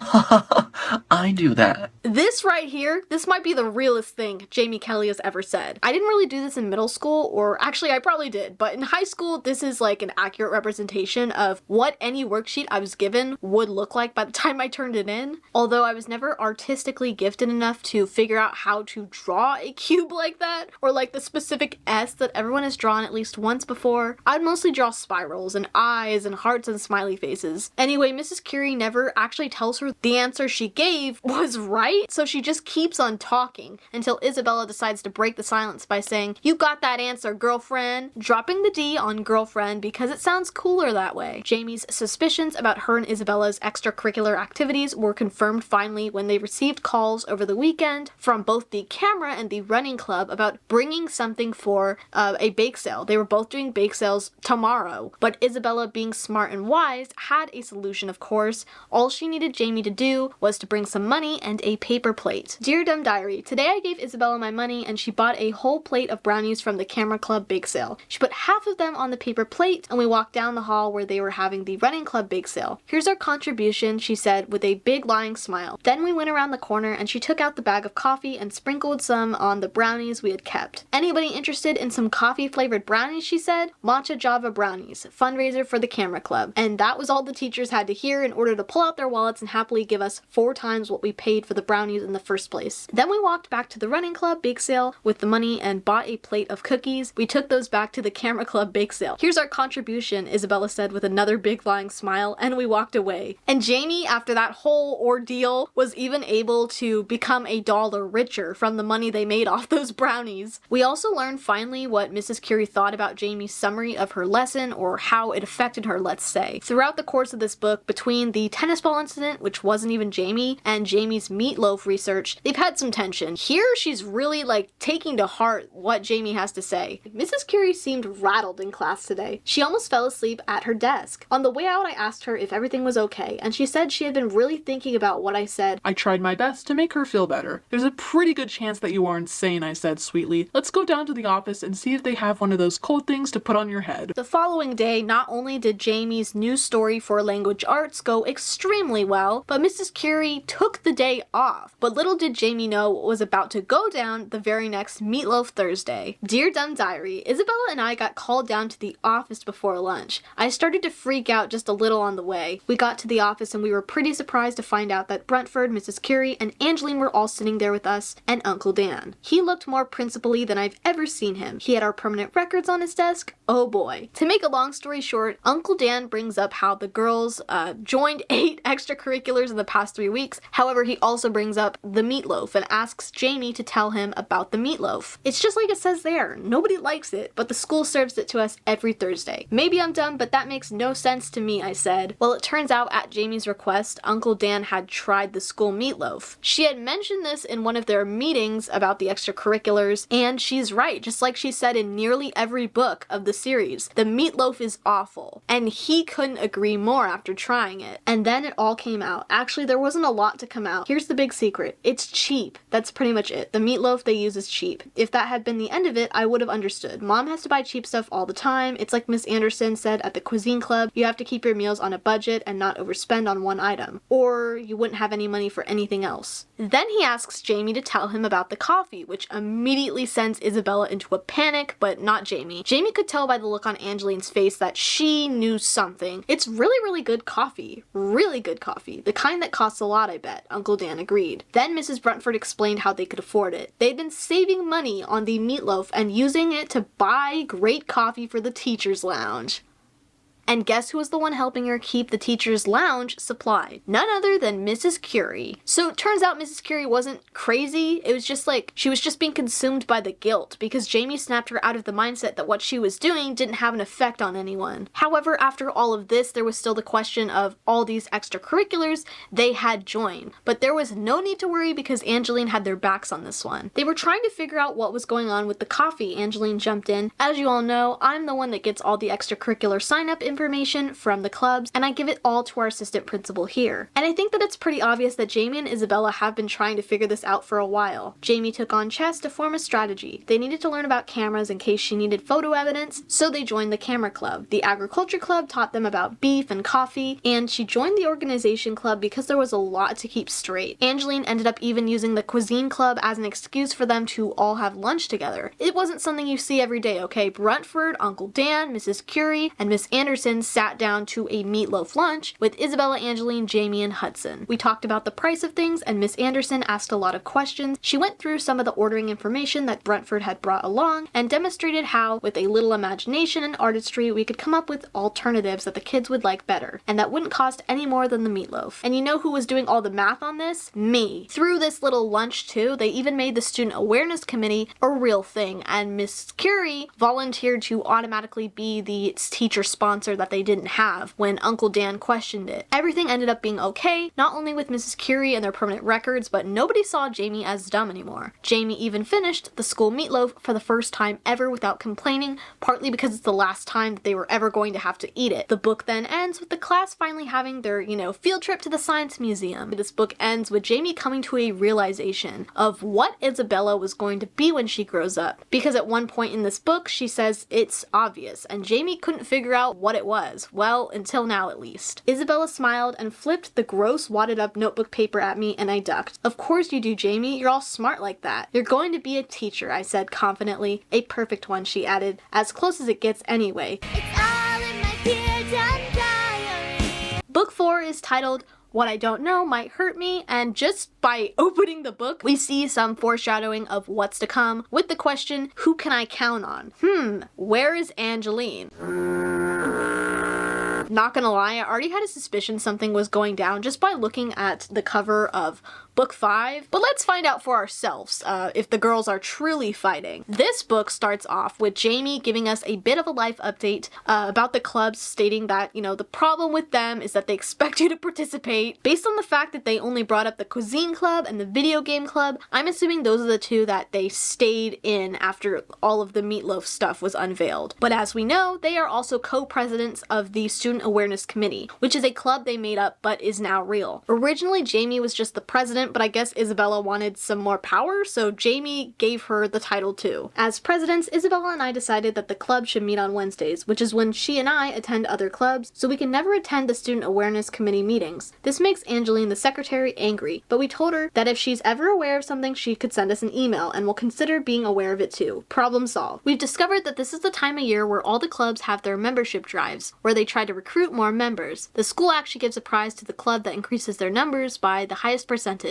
Anyway, yeah, unfortunately for Jamie, Angeline did in fact decide to become aware of something because that's kind of the point of the club, and conveniently informed the presidents of the club, as assistant principal Devon, aka Dan, was standing right by them. The issue she wanted them to focus on was bullying, and when Isabella heard this, she was quick to offer her services. I was wondering if the Student Awareness Committee could count on you for your support for some work we want to do regarding bullying. Isabella stepped forward. Who do you need bullied, Angeline? I got this. Though Jamie was very displeased by this, and made sure to make it obvious when Angeline smiled at her. Another life update is that Jamie's mom has to stay with her grandma for a while. She discovered that she's actually a get-off-ma, which is a grandma who tells people, "Get off my lawn!" Actually, I didn't make that joke, so you can't boo me. That's exactly what she was doing when she fell off her porch and broke her hip. So now her mom has to stay with her for a while she heals, because Aunt Carol stayed with her last time this happened. Jamie hasn't realized it yet, but immediately I realized she should be thankful because this means, no more of her mom's cooking for a while. Anyway, on Thursday, which for the first time ever was no longer a Meatloaf Thursday, Angeline presented some ideas for the bullying campaign to Isabella and Jamie. I find it funny how, little Jamie cares about bullying when that's the light she tried to portray Angeline in, toward, the beginning of the books, of course. But Angeline has never been mean to her a day in her life. Well, maybe not ever been mean to Jamie, but the times that Angeline have been almost very much just justified in my opinion. We also find out that Jamie's dad can't do shit in this house, which is ironic considering how much he talks shit on her cooking. If you hate her cooking that bad, then why don't you learn to cook yourself? Not defending her cooking crimes against humanity, but oh my god. This morning, Dad served breakfast standing up on the front porch so that we wouldn't get any crumbs on the floor. We ate Pop-Tarts, but I was only allowed to peel back a small section of the wrapper and nibble tiny sections at a time because he didn't want to sweep the front porch either. And amazingly, this wasn't the most disturbing pastry-related event of the day, because that same morning, Jamie is once again distressed at the sight of Angeline actually promoting the club with free cupcakes. Her first instinct is to say that she had no permission to do this as secretary and not a president, but Isabella sold her out for some cupcakes. But if she hadn't done that, a lot of other stuff that happens in this book wouldn't have happened. For example, Miss Anderson, who's very competitive, clearly takes inspiration from this attempt and decides that she wants to recruit some more members and schedules an emergency cuisine club meeting where she assigns everyone to make homemade cupcakes over the weekend so that they can do a free cupcake giveaway, like bake sale without the sale type of thing. So Jamie obviously mentions this to her dad, and he is so stressed that the house will become a mess, but Jamie protests that it's the cuisine club, so she needs to actually make the cupcakes rather than go to the store like he suggested. He also discovers that he owns a dishwasher for the first time, which is very disturbing, but I can't say I'm surprised at this point, especially after reading the whole book. Like, honestly, throughout the books, her dad is kind of just there, so I really should have known. Like, he's so stressed to the point that when he orders pizza on Sunday, he ends up, like, cutting out the cardboard of the box and making utensils and plates so that nothing could get dirty and nothing would need to be cleaned. Then he proceeded to use Stinker like a vacuum to make sure the floor was free of crumbs. But Jamie was successfully able to make 16 cupcakes over the weekend, with a bit of Isabella's help, even though at first she did try to hide this from her because it's not like she's in the cuisine club. Well, actually it was 15 because her dad wanted one for giving her a ride to school. And as the cuisine club set up their table, Jamie noticed Angeline setting up a table of her own and called her a bonehead because there was nothing on it. Maybe because, I don't know, she hasn't set it up yet. Turns out Isabella suggested that she give out water for the kids to wash down the cupcakes with. Then Isabella set up another table to recruit people to the video game club. Following this event, Angeline would ask Jamie for help regarding the anti-bullying campaign. Specifically, she wanted Jamie to make posters because we all know that's Jamie's specialty. You may think it's bad that Jamie doesn't care, but I think the input Isabella gave, or tried to give, was even worse. The conversation went horribly, you could say. Jamie and Isabella's true colors shined, but it's just the way they've always been, like looking back at past books. Angeline started asking them for help on like what the posters should say. But right when she mentioned people get bullied for things like physical appearance, Isabella blurts out, "How about you don't be really fat or we'll bully you?" After the two girls kind of just stare at Isabella in silence for a minute, Angeline calmly explains people can be overweight for many different reasons. Whether it's hereditary or their metabolism, there's a lot more reasons than that, obviously, but she gets rudely interrupted by Isabella, like, ing her. Though Jamie didn't contribute much to this conversation aside from, trying to make what Isabella said not seem that bad, her response to witnessing this interaction is just very telling. "Hang on," Angeline said. "What if that person couldn't afford any other shoes or had to wear them for some reason you didn't know about? Then you would be the bad guy, Isabella. You would." Isabella laughed. "You got me there, Ange. But you may have overlooked one little thing." "Oh, really? What's that?" "Some of us don't really care if we're the bad guy." Angeline looked as if she had just been punched in her perfect gut. She glanced over to me for some kind of support. I had none to give. Isabella is who she is. "Let's talk about posters tomorrow," I said. I just didn't have the energy to explain to the perky blonde that the real world isn't all magical like the Wizard of Oz, and even if it was, Isabella would be a monkey with the most frequent flyer miles of all. So for Jamie to have the audacity to insult Angeline's posters the next day after showing absolutely no interest is crazy. Angeline honestly didn't think Jamie understood what bullying was even after that conversation, and I can't blame her for thinking that, especially with the way we've seen Jamie talk about Angeline the whole time they've gotten closer as friends. I've brought this up before about how Isabella's manipulative, but oh my god, your behavior can really reflect the people you surround yourself with. That's something so true in Jamie's case with Isabella. So let me just read these next few pages and you can really see for yourself the lengths that she goes to defend Isabella. Isabella is a bully, Angeline Angeline said. And that's a bad thing, I asked. Of course it's bad. I don't think you should call her that anymore, I said. Isabella has a lot of things going for her. Isabella makes fun of how people speak, Angeline said. Isabella gives free speech therapy. Isabella takes people's lunches. Isabella teaches people how to share. Isabella is mean to her very best friend, the one human being on earth who stands up for her no matter how mean she is. Every single day. I didn't have a response for this. Angeline was having none of this though. She dragged Jamie all the way down to Uncle Dan's office and got them excused from their very first classes of the day. They spent this time making posters, which turned out really good for the most part. But focusing back on Isabella, we may have just seen the worst of her right now, but we're about to see some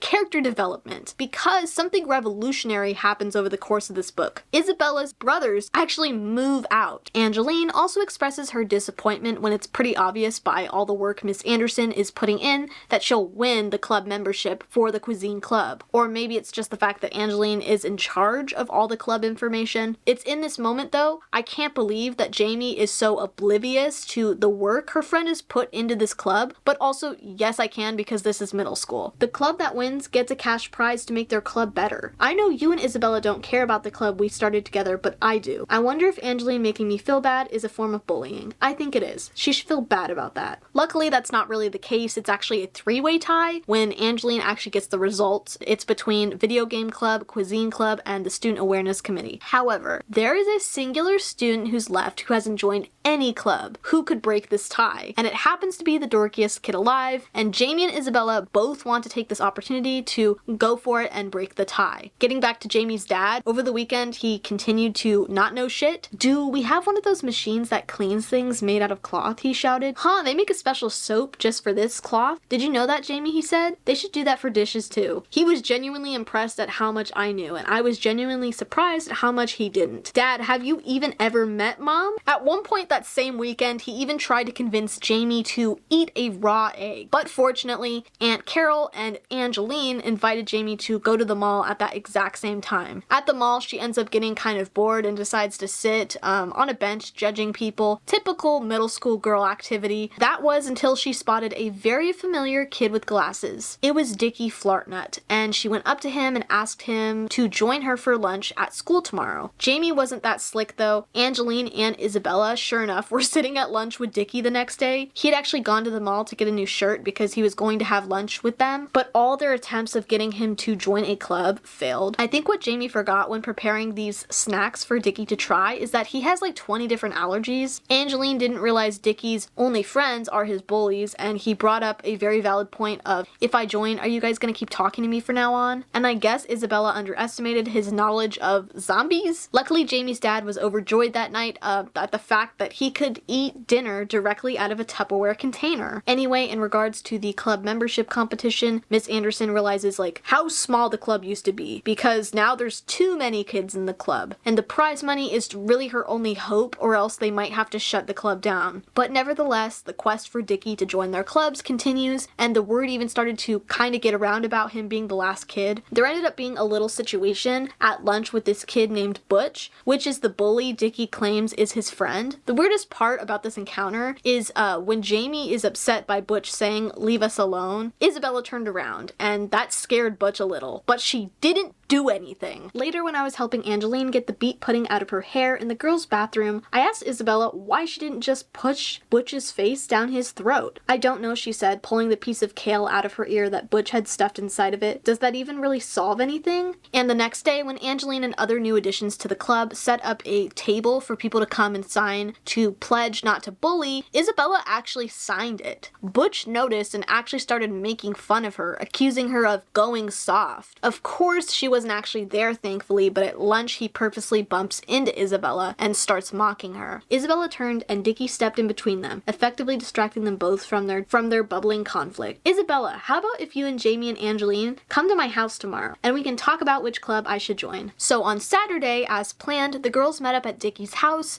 and the first thing they noticed, well, Isabella did, was a dead plant outside, which Dickie said his mom felt optimistic about, and that it's been like that for 6 years, but she'll go outside and keep talking to it, hoping hoping it'll come back. That, funny enough, is like their family motto. Going into his house, the girls have no idea how loving and caring a family could be. Jamie even said that it made her see Dickie in a different light. From the get-go, Dickie's family knew everything about Angeline, Isabella, and Jamie because Dickie had told them. They talked a lot about the clubs, and the parents seemed enthusiastic about all of them. The love just kind of radiated like so much out of these people from the way they just spoke, but also they laughed at everything, and it wasn't an annoying laugh. It was like the type of laughter where you could tell they're just happy to be there. After lunch, we played a board game, and the time flew by. When it was time to go, we thanked them, and in a weird way, I think I saw Dickie differently. Dickie wears armor made of pure love. The reason why things don't get to him is that he drinks up so much love at home that he never runs out. When he said goodbye to us, he apologized for only having one Wednesday to offer because he felt bad he couldn't join all 3 clubs. I felt a little ashamed of myself walking home. The next day, Angeline ended up enlisting Jamie for some help with poster making, and they brainstormed ideas, but Angeline was like set on a bullying awareness poster, and her pointing that out caused,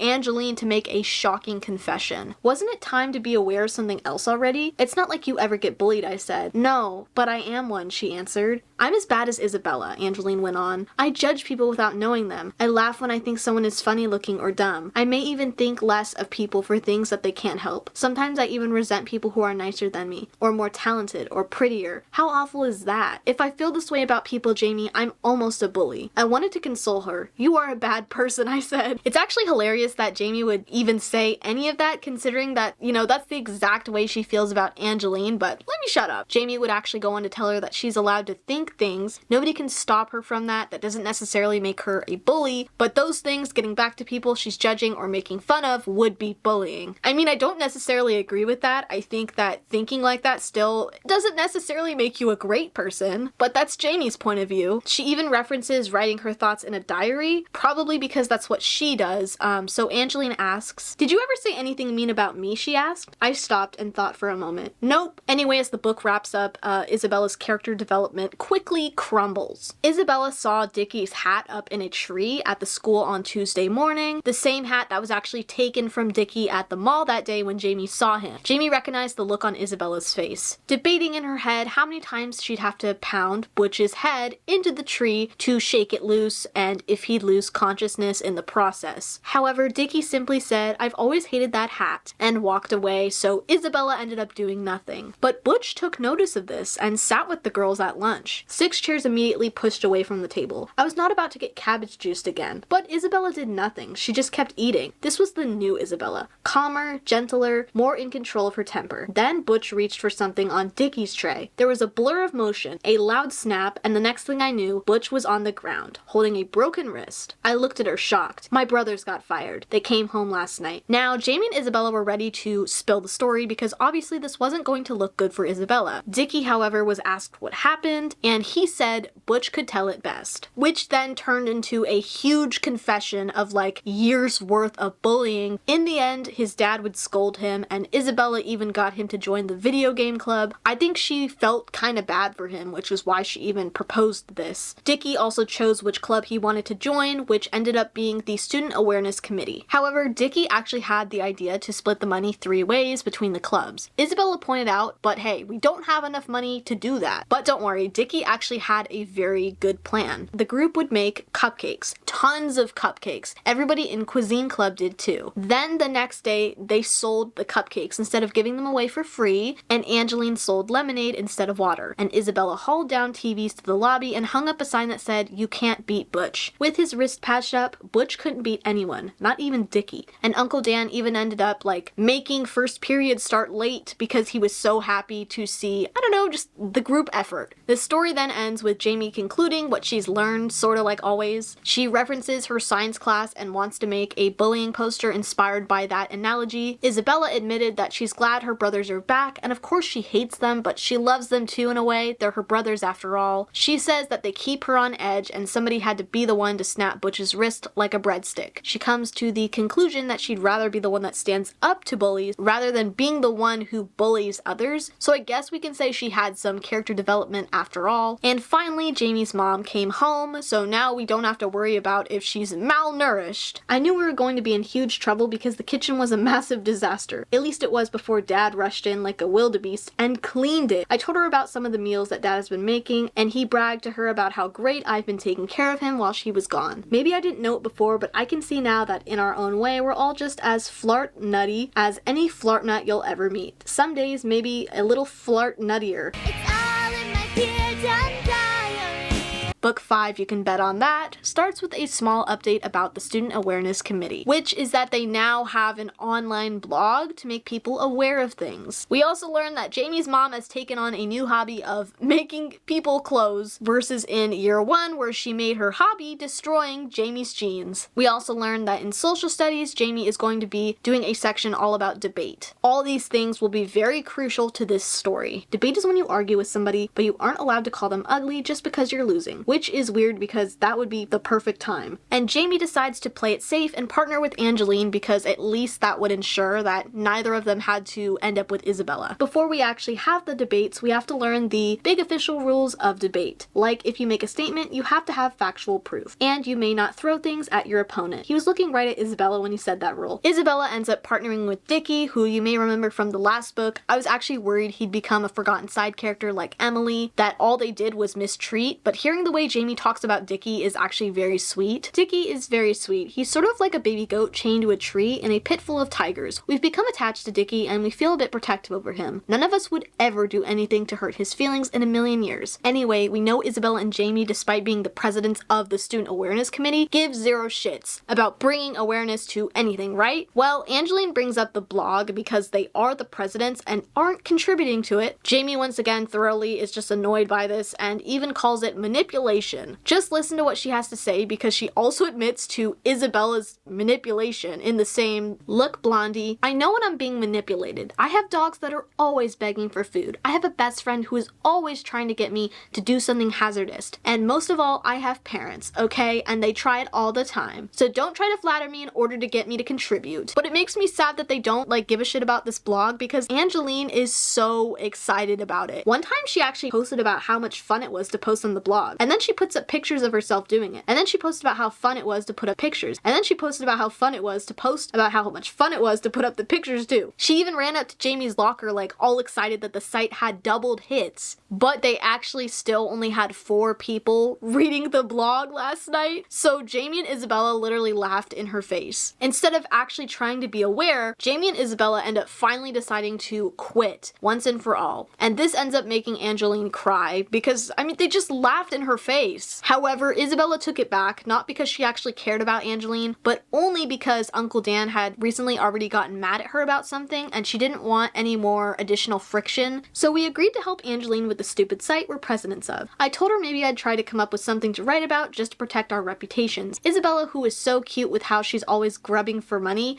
wanted to know about the car wash ad. And the car wash ad was actually a sponsor, and the sponsor was a friend of Angeline's dad, and it turns out you can tell how many people have clicked on his ad, so the more people that click on the ad, the more he'll donate to their committee. Jamie's mom also wanted her to wear this ugly shirt that she made for her, and Jamie kept referring to the pattern as monkey vomit. She made a tie for her dad also with the same pattern, and they both wore it out of the house and then changed to make her happy because they felt it was so ugly. I'm kind of surprised she hated it though. Thinking back to the movie, she would 100% pull off a crazy pattern like that, which I'm assuming is the one on her shirt in the cover. We all remember the Galaxy unicorn leggings she rocked at the Jumpathon. Also, it's a collared shirt, so every fashion girly knows that layering is your best friend. I think she could totally make this work. In fact, I even think she did that in the movie with the fox outfit. As we know, Thursdays at Mackerel Middle School no longer contain meatloaf, but unlike the last book, they've finally started the process of finding something to substitute it. We helped convince the school to stop having Meatloaf Thursday, and they replaced it with Surprise Thursday. Now Bruntford, our lunchroom monitor, walks around taking little surveys where she asks you if you either hate or especially hate the new Thursday special. Today's Surprise Thursday special was Hot Dog Fiesta, which I initially read as hot dog pasta and laughed out loud because of those TikToks I've seen of people sticking the spaghetti through the sausage. Mrs. Bruntford would totally serve that at school. That's my headcanon.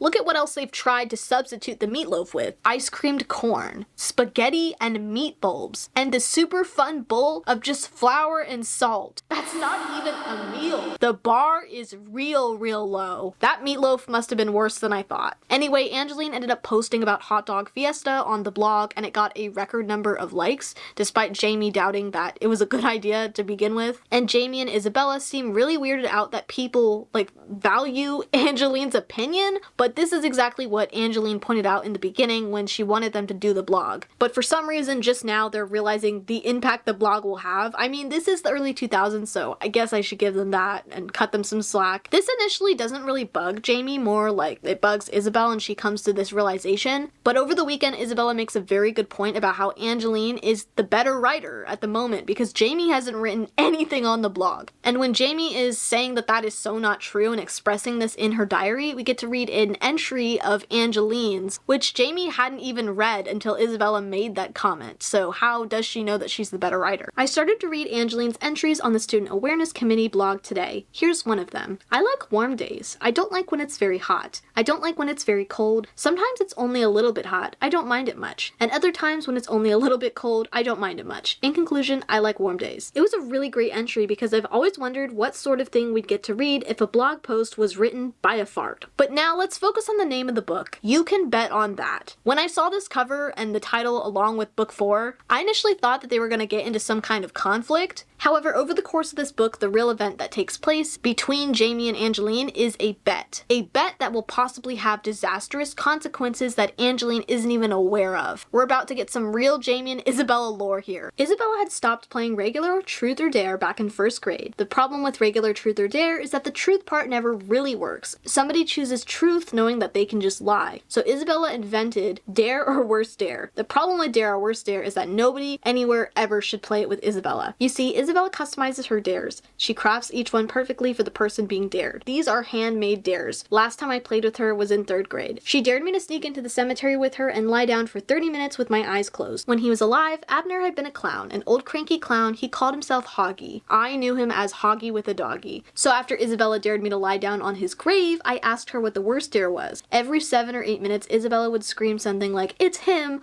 Hoggy the clown! Run, Jamie!" If I opened my eyes or got up, I would have to start my 30-minute dare all over again. I had to restart so many times that eventually Isabella didn't find it funny anymore, so we went home, where I took an hour-long shower just to wash the clown grave dirt off. That day where this bet took place, Mr. Smith had the partners pair up and practice debating, giving the groups a short list of subjects, and one person had to be against things while the other had to be for them. Because of Jamie's kind of annoyance with her, being able to look on the positive side of everything, and as this was happening, Mr. Smith left the room to talk to Miss Anderson, who clearly has some sort of crush on her, and Jamie snapped and asked Angeline if she was some sort of mental case because not everything has to be on the bright side. So Angeline argued that not everything has to be on the dark side. Isabella ends up overhearing this conflict and butting in because the teacher's not there, to tell her not to do that, and that's how the bet ends up being, initiated. Dear Dumb Diary, I didn't see any reason to waste time, so before school I posted something on our blog to end this thing before it even begins. My post was brief and brilliant. Angeline wasn't messing around either though. Remember how in science they are learning about diseases? Well, this day specifically it was gum disease. So when a gruesome picture of gum disease was up on the board, Angeline took her chance. "Hey Jamie, what do you think of that guy?" she asked loud enough for everyone to hear. "I think that guy is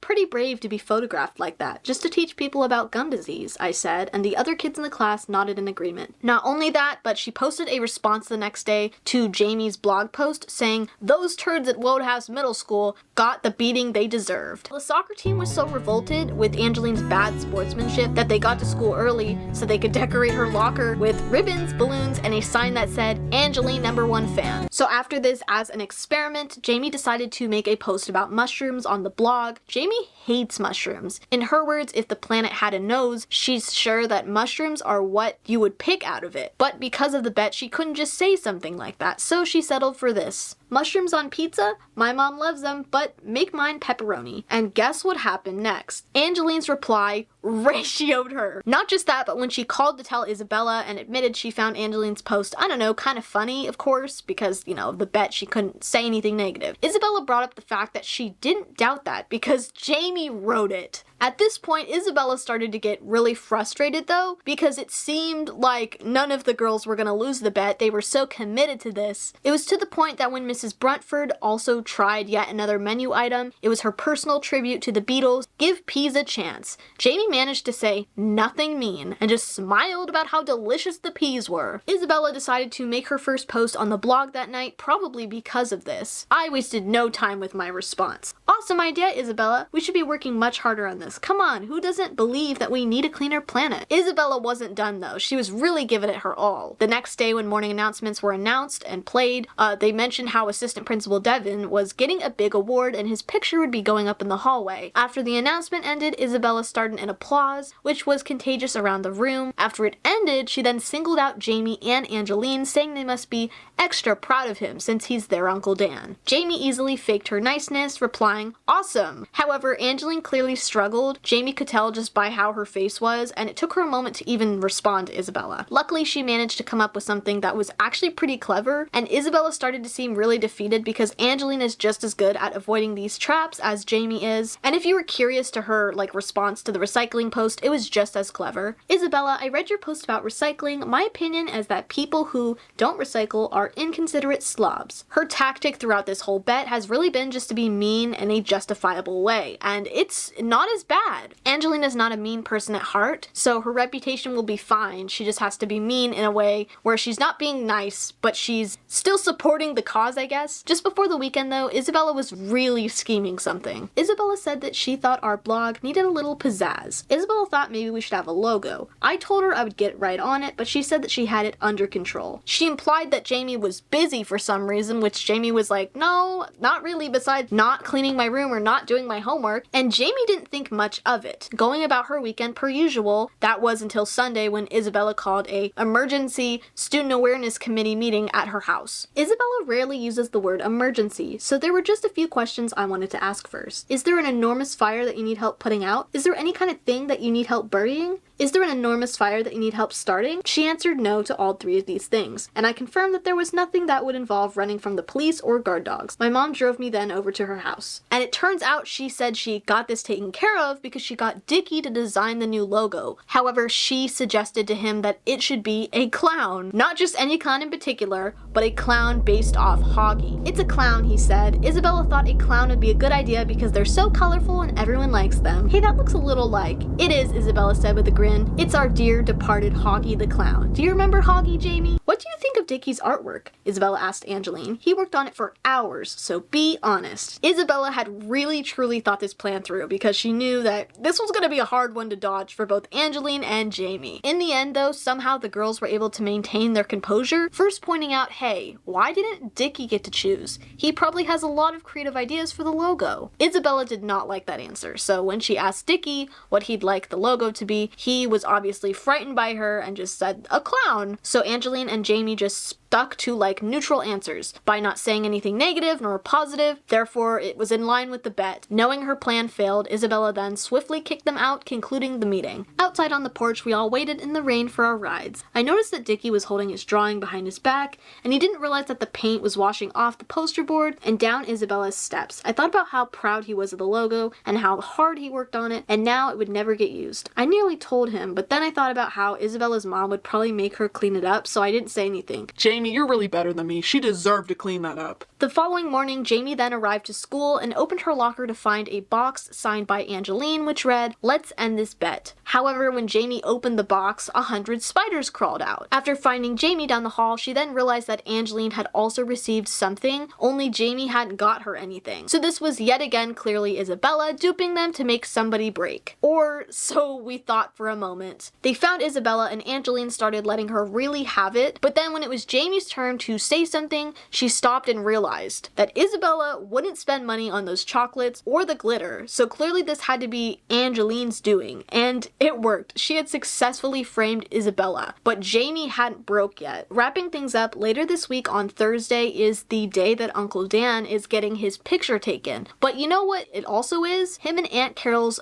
1-year anniversary. He shows Jamie the gift for her, all proud, and Jamie is in disbelief that it's been a whole year already. However, she is not the only one. It turns out that Aunt Carol actually forgot. And she hinted at, Aunt Carol getting Uncle Dan something, and she said she just got him some peanut butter for his lunches. That's when Jamie said, "No, I meant for your anniversary, it's tomorrow." At first, Aunt Carol wasn't too worried, figuring that, he forgot too, but by Jamie's face it was obvious that he had not forgot. And he told Aunt Carol how excited he was to give her the necklace. On the spot, Jamie thought of a canned good basket and was pretty proud of that idea, but Aunt Carol assured her that it would all be fine. It turns out while Jamie had been making the basket that her mom had monkey vomited all over Aunt Carol. This was pretty much a disaster waiting to strike because this photo was going to be hung up in the school for years to come. So the 3 weeks worth of meanness built up in Jamie, flowed right out. You could say it monkey vomited all over the place. If we were to take 3 feet of wrappings off a decaying mummy, drag it through a pigsty, dip it in toad slobber, and leave it at the bottom of a birdcage for 6 months, we would have a tie that would still be 1,000 times better than looking at that smeary mess you have tied around your neck right now. Angeline then picked up the other tie. This one, on the other hand, is beautiful. It's classy, it's dignified, and exactly the look we want for our beloved uncle and respected assistant principal, she said. This was probably the best way the bet could have ended. Angeline wasn't gonna let Jamie,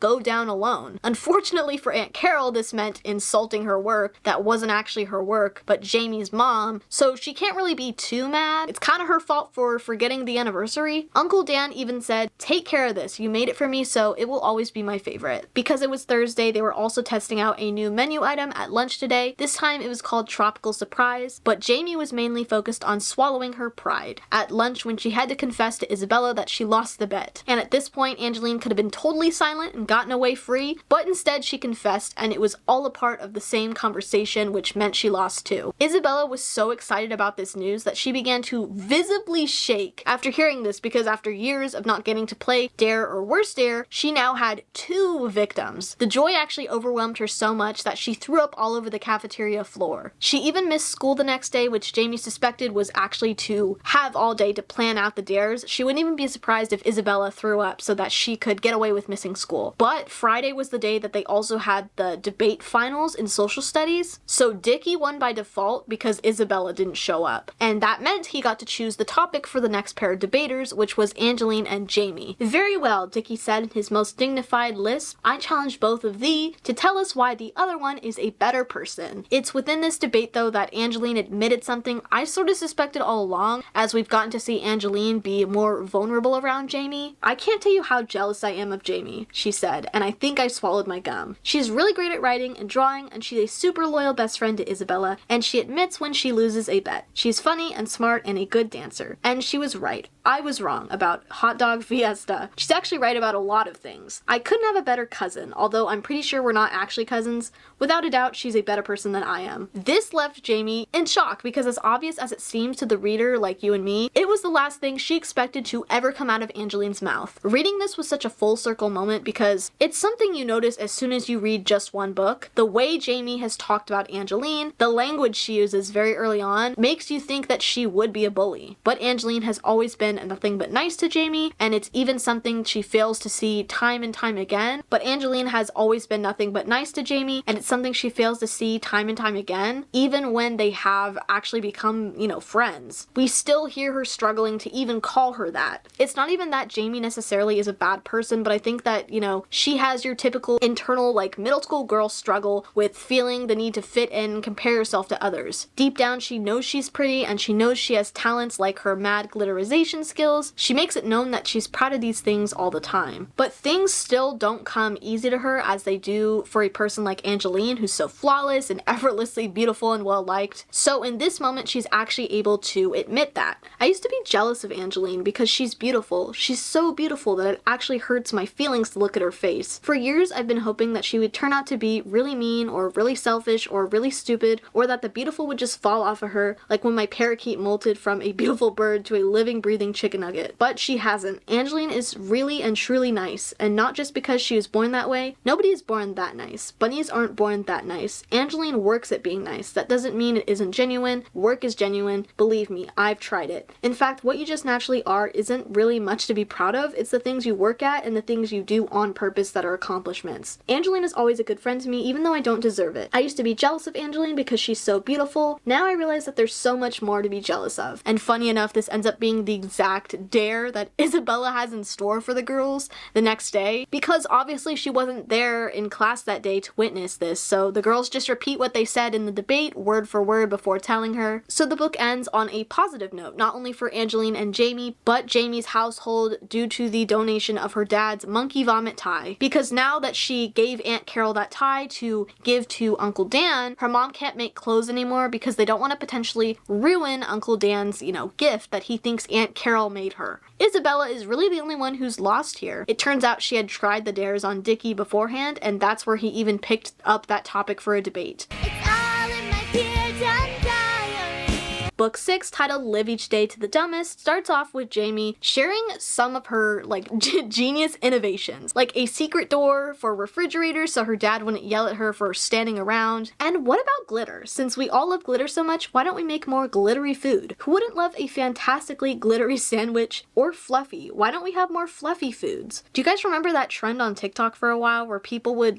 have mango seeds, as a pet, and they would, wash it and condition the fluffy skin? And sometimes even add faces. I headcanon that Jamie would totally do that. Anyway, after this, the pages in Jamie's diary actually come to an end. They're just blank. Pages 6 through 12 to be exact, which is Monday to Sunday, exactly a whole week. And this is because Jamie's grandma actually died a week ago. I didn't really know what to write, and I think it's the first time I've ever left a diary page blank. When Dad first told me about Grandma, I didn't believe it was true, but then of course I realized it's not the sort of thing that people joke about. With this, Jamie kind of goes on to talk about how she's dealing with grief so far, and how the experience has been really hard on her mom, especially because that was, her mom's mom. She also mentions how she tried praying to God to bring her grandma back, and then she realized how dumb that whole thing sounded and took it back. But that's definitely a normal way of grieving, especially for someone, Jamie's age, where it's likely one of her first experiences dealing with grief. I say one of also because, her grandma was actually her last grandma. But sometimes people just don't know their grandparents and they're already gone before they're born.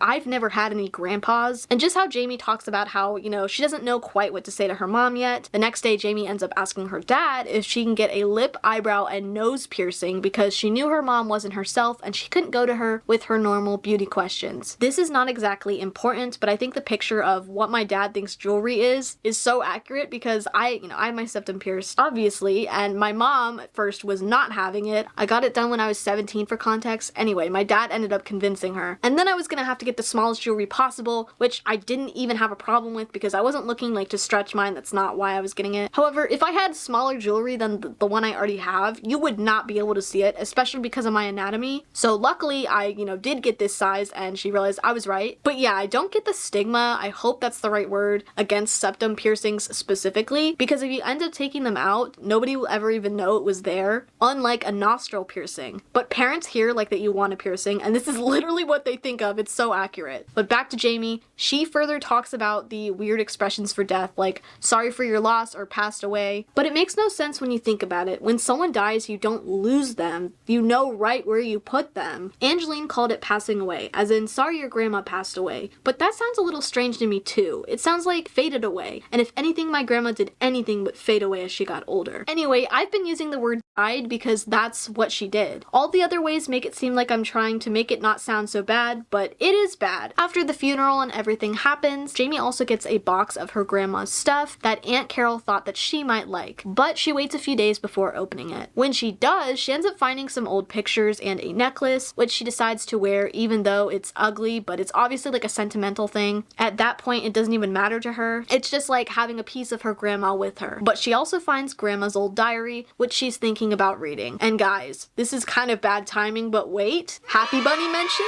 Jamie did not end up reading her her grandma's diary yet, just because like it's one of those things of like, would she want me to read it? Isabella, on the other hand, was very extremely interested. Jamie said she had been nice and gentle toward her after learning of her grandma's passing, but at the same time, she said that she should use this as an excuse to get out of doing homework. Jamie, though, didn't even plan on really telling anyone at the school about her grandma, but because Aunt Carol works at the school, and that's her mom, the word obviously did get around. A few days later, Isabella then mentions that she has been thinking a lot about Jamie's grandma, which Jamie uses to make a point about how, you know, kind Isabella is. She asked if I knew anybody that my grandma might have meant to abuse or scratch or something, but never got around to it. Or maybe there was a bed of flowers she wanted trampled, or somebody's lawn wrecked. See, Isabella, she's totally kind. I told her that I had no way of knowing, unless we looked in my grandma's diary. So from this point on and throughout the book, Jamie, you know, begins to share diary entries from her grandma's diary with us. It turns out her diary is entirely in cursive, but Jamie says she'll write it in a way we can understand, which is not cursive. Isabella has apparently never learned cursive, but Jamie did actually, because her grandma used to write her long letters in cursive, which her mom made her read. Isabella's excuse is if old-timey documents were so important, they would have typed them out. Yeah, Isabella, right. But let me know in the comments, did you learn cursive? I see millennials and other older gens like pick on Gen Z all the time for not having learned cursive, but I did learn cursive. I remember when I was learning cursive, I loved learning cursive, but then my teacher in 3rd grade just stopped including me in the small group she taught cursive, so I didn't retain as much of cursive as I would have liked to retain. But one of those totally Montessori learning materials my school had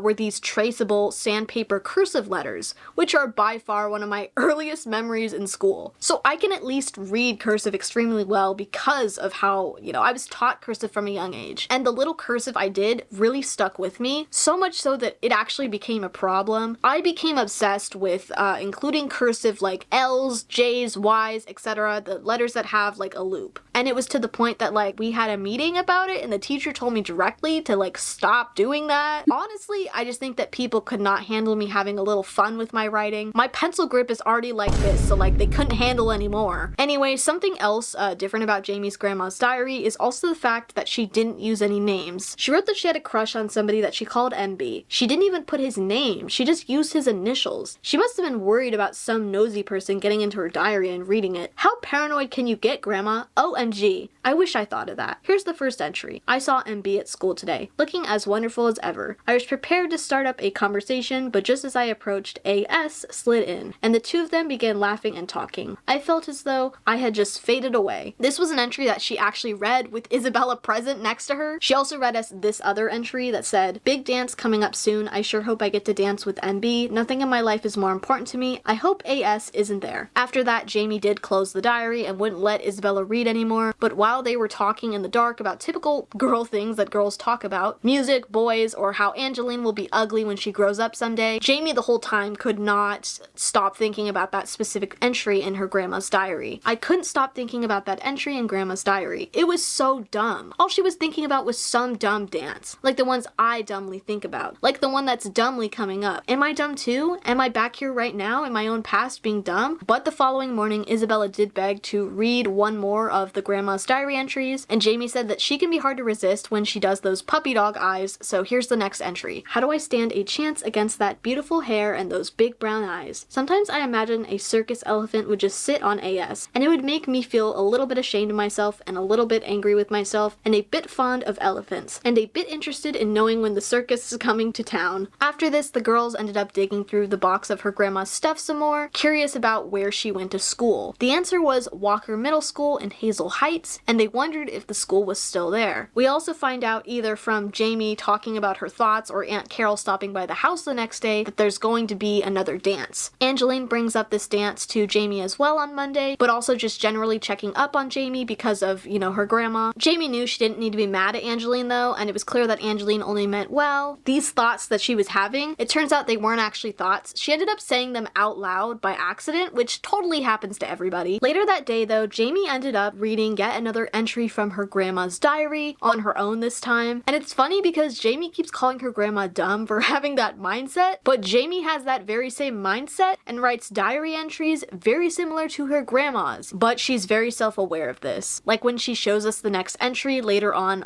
Friday, she says all the important things she should be thinking about, all the meaningful things things she should be saying, and she's all twisted up over some boy and some pretty girl that's making her jealous. Well, I guess it runs in the family. Also, Jamie did decide to make some posters for the school dance, but let's just say it didn't go as planned. You know, after reading her grandma's diary entry specifically about a school dance, the posters turn out a bit boring. Angeline specifically says they seemed like they were advertising a funeral, which is so out of pocket, but also looking at them, it's clear that Jamie is not in her usual creative mindset for making posters and is going through a lot mentally right now. But the weirdest thing also happened to Jamie too. She actually did her homework. All of her homework. On Sunday, she didn't pretend to do it, she actually did it. Then, even stranger, she cleaned her entire room. And lastly, she decided to help her mom with her future dinner monstrosity. I even helped mom with her special project today. Sometimes mom likes to wreck a few dinners in advance on Sunday. It was the kind of productive, meaningful Sunday that you always kind of wish your grandmother would have written about instead of this. If I have to live another 100 years old, nothing will ever matter to me as much as this dance and making this right impression on MB. I'm telling you, diary,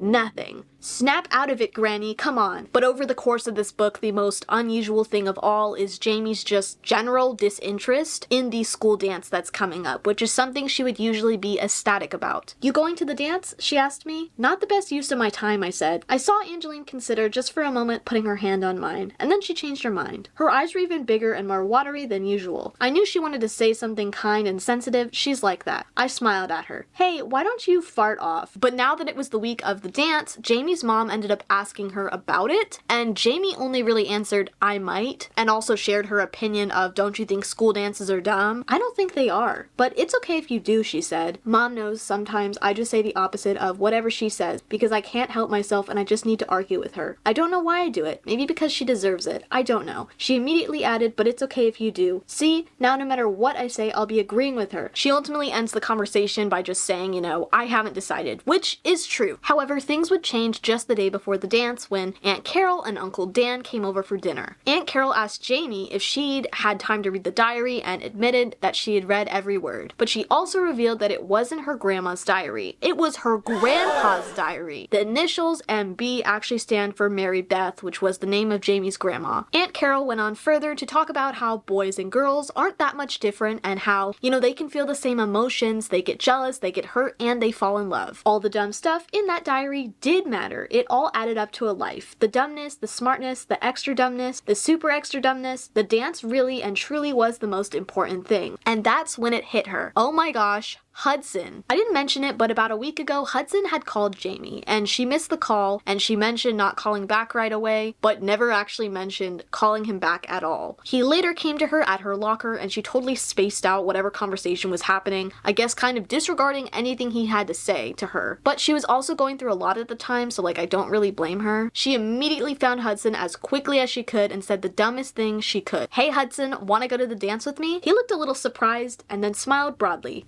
Yes, sure, he said, but I got the feeling you weren't interested. I wanted to say something about your grandma, but every time I tried, you always I cut him off mid-sentence. I know, I'm sorry, I was just not being dumb. It won't happen again. I'll be dumb from now on. Not totally dumb, dumb enough. Not all the time, dumb when I should be. And Hudson incredibly seemed to know what I meant. Jamie also ended up fixing the posters for the dance. Like, of course she knew it was kind of too late, but she felt she had to fix them. She owed it to Angeline. Angeline, of course, understood why she was acting the way she did, and she apologized to Jamie too, and the dance ended up being a blast. There was lots of balloons and decorations and music, but above all, Jamie had a fun time for the first time in weeks. However, she noticed Isabella looked a little sad, so she pulled her out into the hallway to talk, and we finally got to hear about what Isabella had secretly been up to. After we found out about your grandma's school, I started doing research. I looked in the records for any boy with the initials MB. Remember, that was the boy that she liked, or any girl with the initial AS, the brunette that was making her life difficult? My plan was to find this AS and do something terrible to her on her lawn, maybe egg her car, you know, as a kind of sweet memorial for your grandma. Of course, Jamie told her the news that it wasn't actually her grandma's diary, but her grandpa's diary, and a huge grin immediately spread across her face. The next thing I knew, she dragged me over to the refreshments table where some of the teachers were handing out cookies and lemonade. Mr. Smith, she said, did you by any chance attend Walker Middle School in Hazel Heights? Mr. Smith was so surprised that I thought his toupee was going to spin right off the top of his head. How could you possibly Actually, no, he sputtered, and Isabella pulled her leg back into the ready position. I thought he wasn't that old. I mean, Jamie's grandma was like 90, I think. But Jamie kind of came to that same conclusion, had that same kind of reaction, and realized maybe his toupee was doing wonders for him that she hadn't realized. It's funny because his hair was actually what he had going for him back in those days, and he confessed that he only wears the wig to really stay connected to back in those days, but knows it's not fooling anyone, just like Jamie. Despite this nice interaction, Isabella did still kick him, but he decided not to get Isabella in trouble for it, and he kind of understood. I'd like to think that someone might take care of my unfinished business one day, he said in a super high voice. I might just do that, Isabella said, handing him his wig, which had landed onto the oatmeal cookies. And after their kind of sweet interaction, Jamie decided to give him her ugly sentimental necklace of her grandma's, which he actually seemed to recognize. The book then has a really sweet ending, honestly the perfect ending, with Jamie and her mom curling up on the couch and reading Grandpa's diary together in full. They laughed, they cried, and in the end, Jamie's mom probably laughed more than she cried. She seemed less like a little girl who had lost her mom forever and more like a little girl that would never lose her mom again. And there we have it. That was all 6 of the Dear Dumb Diary Year 2 books. I hope you guys enjoyed, and I'm so glad I was able to finish the entire series, but also grateful that people were actually interested, because Jim Benton is honestly one of, if not my favorite childhood author, or author from my childhood. When saying that, this video is not the complete series, I'm aware, because the footage was already like over 5 hours long when I sat down to edit this video, so I opted to make my recap of the deluxe book, Dumbness is a Dish Best Served Cold, bonus content over on my Patreon,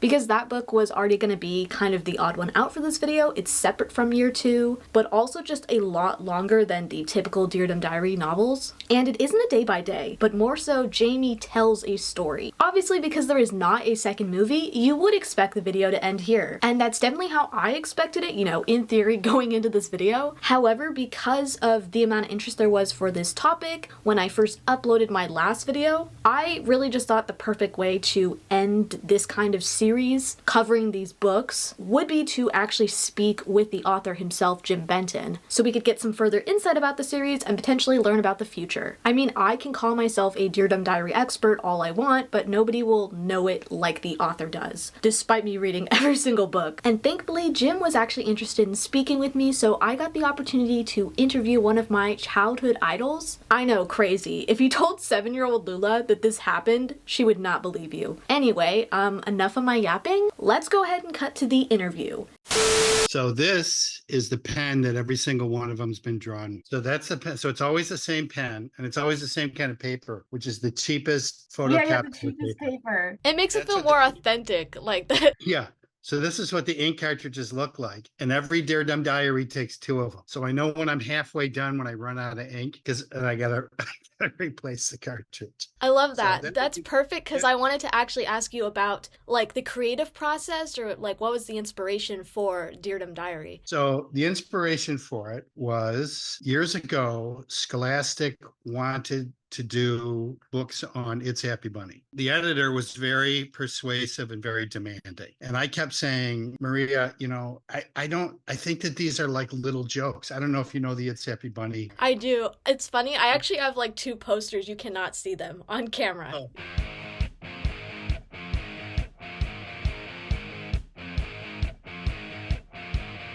So they really wanted those, and I kept saying, you know, I don't know if it's funny for a book. You know, these are like one-shot deals. Then Maria sent a photograph of a lot of people at Scholastic wearing the merchandise, looking plaintively into camera. So I said, okay, Maria, you know, there's a point at which the zebra stops fighting and just lies down and accepts the fact that the lioness has won. So you've won. I go, I'm going to do it. You have to give me time to figure out a way to write it so that the kid doesn't feel attacked by It's Happy Bunny.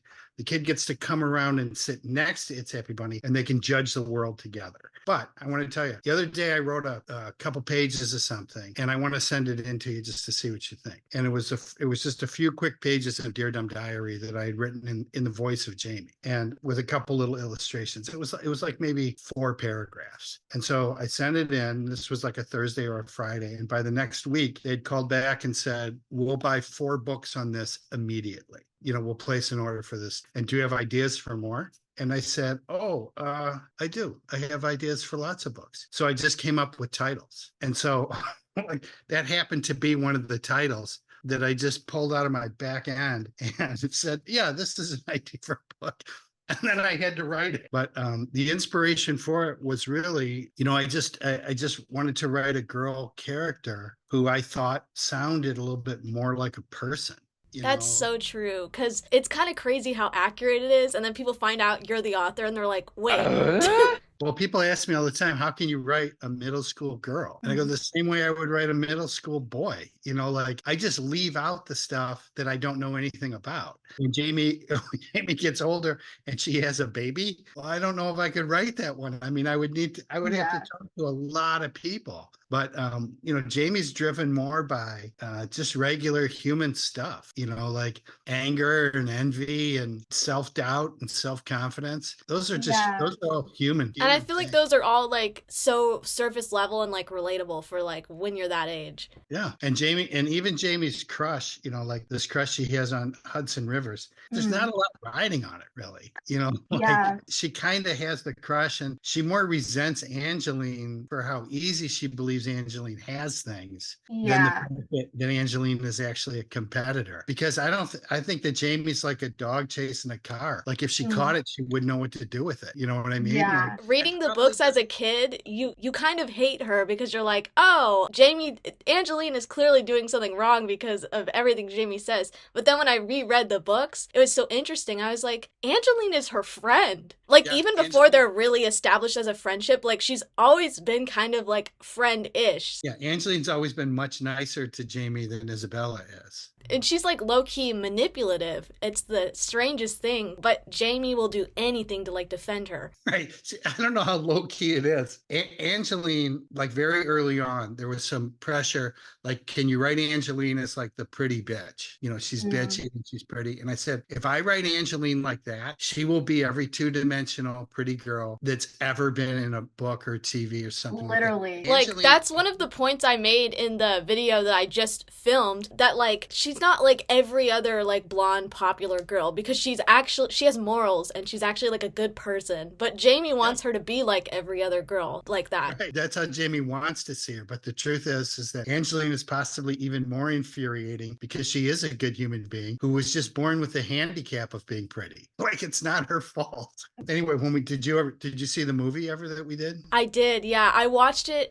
For some reason I thought I saw it when I was a kid, but I actually was thinking of like the Judy Moody movie, and so I got to watch it for the first time back in like September, and I really enjoyed it. And like even the music, I've been like listening to it as I've been like reading these books and stuff. Like it's so good. It was fun to write. It was fun to cast and to be part of that process. I made it with Janet and Jerry Zucker. You might know Jerry Zucker from, he made the movie Airplane. He's made a bunch of great stuff. What was funny about the girls is that, Emily, who played Jamie, she's in the new, I think she's in the new Ghostbuster movie. Oh, she's all grown up now. Oh, yeah. Anyway, what was funny was the girls, Emily was just like Jamie. Like her personality, the way she did things, she was smart, she was funny. And the girl who played Angeline was just like Angeline. She was actually very sweet and kind on set. And the thing about Isabella is that she wasn't like Isabella, the girl who played Isabella. She was also very nice and sweet and not at all like Isabella, we thought. As time went on, we learned that she was actually a little bit sharper, a little bit more, like manipulative. I don't want to say manipulative because she's a nice little girl, but she was closer to Isabella than we thought at first. I thought the casting was really great, and like I know there's a lot of movies where they turn it into a musical and it's like, oh my god, why are we doing this? But I actually thought it like worked really well with this like book and like the characters. I really liked the music too. It was a lot of fun. What was your favorite book to write for either series 1 or 2? I'm one of these people who's really future focused, so I tend to like whatever I'm working on right now or what I'm planning to work on next. So when I think back, they all sort of come together for me as, one big storyline. And it's tough for me to think of like one book over the other. I think of bits of the books. There was the one book where Jamie had gone to the movies and she had to put toothpaste in her mouth because she got the dog toy. And they happened to be It happened to be a werewolf movie. She didn't have time to spit it out. And when she turned and looked at the little girl next to her, she was foaming, and which scared the hell out of the other little girl. And to me, that was just a funny scene. Yeah, you could like imagine it in your head happening. I really liked in that one storyline where the gym teacher had given them the exercise where they had to get the baby across the river of alligators without like stepping on anything, and they didn't know how to do it. Right, they were gonna lose, but the objective was just baby doll across the river. She didn't know what to do, and Angeline, who was on the other team, whispered to her sacrifice, and so Jamie just walked across the river with the baby. And so the teacher goes, "No, the alligators got you." She goes, "Yeah, but the baby got across." That was sort of the whole point, is that Jamie sort of saw you can make a sacrifice. You don't always have to win. Sometimes the way that you win is by not winning, by just being willing to lose. Can also be a form of winning. Yeah, that's very true. I remember that ending. I really like how all the books like tie in with an ending like that, and it kind of circles back to like where we started. I've always said that the most realistic thing, unrealistic thing about Jamie is that every 30 days she's a little bit better as a human being. Yeah, and then the next book comes and you're like, we're back to square one. I wish I could be a little bit better human being every 30 days. That's the thing about it that's pure fiction. But she's never perfect. Sometimes I would get letters from parents and they would say, "Oh, I don't want my kid to read this book because Jamie's so mean. She says mean things to people and, she speaks mean." And then I would say, "Here's what I know for sure. You didn't finish the book. Because if you read A Christmas Story, you'll think Ebenezer Scrooge hates Christmas. But if you finish the book, you'll realize nobody likes Christmas more than Ebenezer Scrooge. But you have to read to the end to know that." Yeah, and especially as the books go on, I feel like there's a book in year 2 where she finally like admits to Angeline that she's jealous of her and like why, and how that she's actually a good person and there's nothing to really like hate about her, and that makes her, more envious. Right. Yeah, that's even worse. That's an even worse discovery. Also, I don't know if you remember, there's a point where Isabella was trying to get back at her mean brothers and she bought a bed bug. I don't remember that. Like in the alley, she bought a bed bug off of somebody to put in one of That's their so beds. funny. I would imagine her doing that. There's like a top comment on like the first video I made of someone comparing her to like Greg Heffley from Diary of a Wimpy Kid, and I just thought that was so funny. Yeah, I think that we started the books at about the same time. I think Diary of a Wimpy Kid and Dear Dumb Diary. Yours came first is all I know. I think it's like 2007 was when the first Diary of a Wimpy Kid came out. Because I've gotten comments from people who don't know the series, and they're like, "Is this just a girl Diary of a Wimpy Kid?" I'm like, no, it came first, actually. And also, I think that we're writing very, very different things. Oh, yeah. The book styles are very different, as someone who read both. But, the Diary of a Wimpy Kid was great because it got a lot of, there's a lot of boys who sort of describe themselves as non-readers. And so books like Diary of a Wimpy Kid and Dog Man are so great because boys will read them. It gets boys into books. Girls already read. I think girls just read more. Yeah, probably. Because there's a lot of like girl aimed books. Like there's also Dork Diaries that comes to mind, and that's like a very, very girly book series, even more than like Dear Dumb Diary, and that came later, I think. Yeah, I think that also we're talking to Scholastic about doing some more Dear Dumb Diaries. Yeah, I was gonna ask about that. The first idea that we talked about was doing them as graphic novels, and so I did maybe 10 or 12 pages on it, and it looked and felt exactly like a graphic novel. And so every time I would look at it, I would go, I don't think that this is Dear Dumb Diary. I really don't. I don't think it tracks the same way. Jamie was talking to her diary, but in many ways, Jamie's doing a stand-up. She's talking to you as the reader too. Like that's the impression you get when you read the book. Yeah, because it's her point of view, and that is also something where you have to be like, oh, well, she could be, skewing things up with the story because it's just her point of view. Yeah, that's very insightful because a lot of times when I would write the books, I would have a sheet of paper and I would write what Jamie knows and what Jamie doesn't know. And then as the book goes, I move things from one side to the other until we finally get to the end. And that last thing that Jamie didn't know, now she knows. And once she knows that last thing, then the story, it makes like the events make sense to her. So they make sense to the reader. Yeah. I kind of fumbled around with that for a while, and I really couldn't identify for a long time what it was about it that wasn't working for me. And so what I did was I actually went back to readers. I started like looking at comments on YouTube and other stuff that people had written about Dear Dumb Diary, and I realized that I had gotten off path. I wasn't really paying attention to how Jamie told stories, you know. And I know it sounds weird for me to talk to her like about her like she's another person, but you kind of have. You kind of have. No, yeah, that makes sense to me. You want to make sure you keep like, you know, the essence of like where it started and everything. And I really love all three of the main characters, and I wanted to be true to it. So we had a long conversation, and I know what to do now, and I'm going to do it a little bit different. I pointed out also that the plots are important in Dear Dumb Diary, but the bits are also really important too. And I think I accidentally made 100,000 girls attempt zone shampooing, which is one little joke. But I think that that's one of the things that, you know, people remember the bits. Like if you ask somebody about a movie, like let's say you say, did you see Moonrise Kingdom? Did you ever see that movie? It's a Wes Anderson movie. Or have you ever seen any Wes Anderson movies? I have.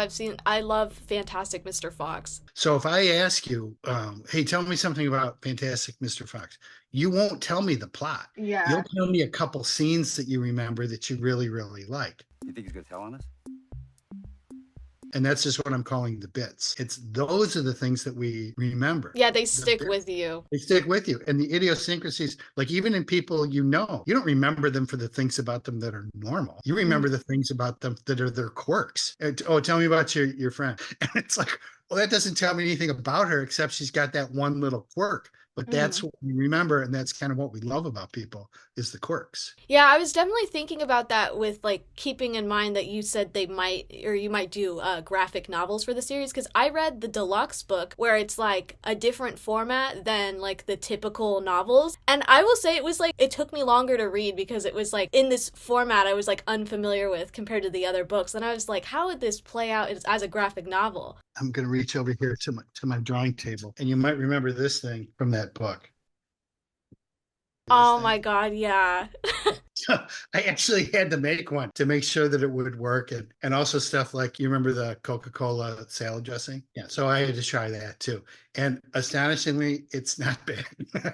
Yeah, when I was reading that, I was like, is there an actual recipe for that? Because I was like, I could try to make it, but do I want to do that to myself at the same time?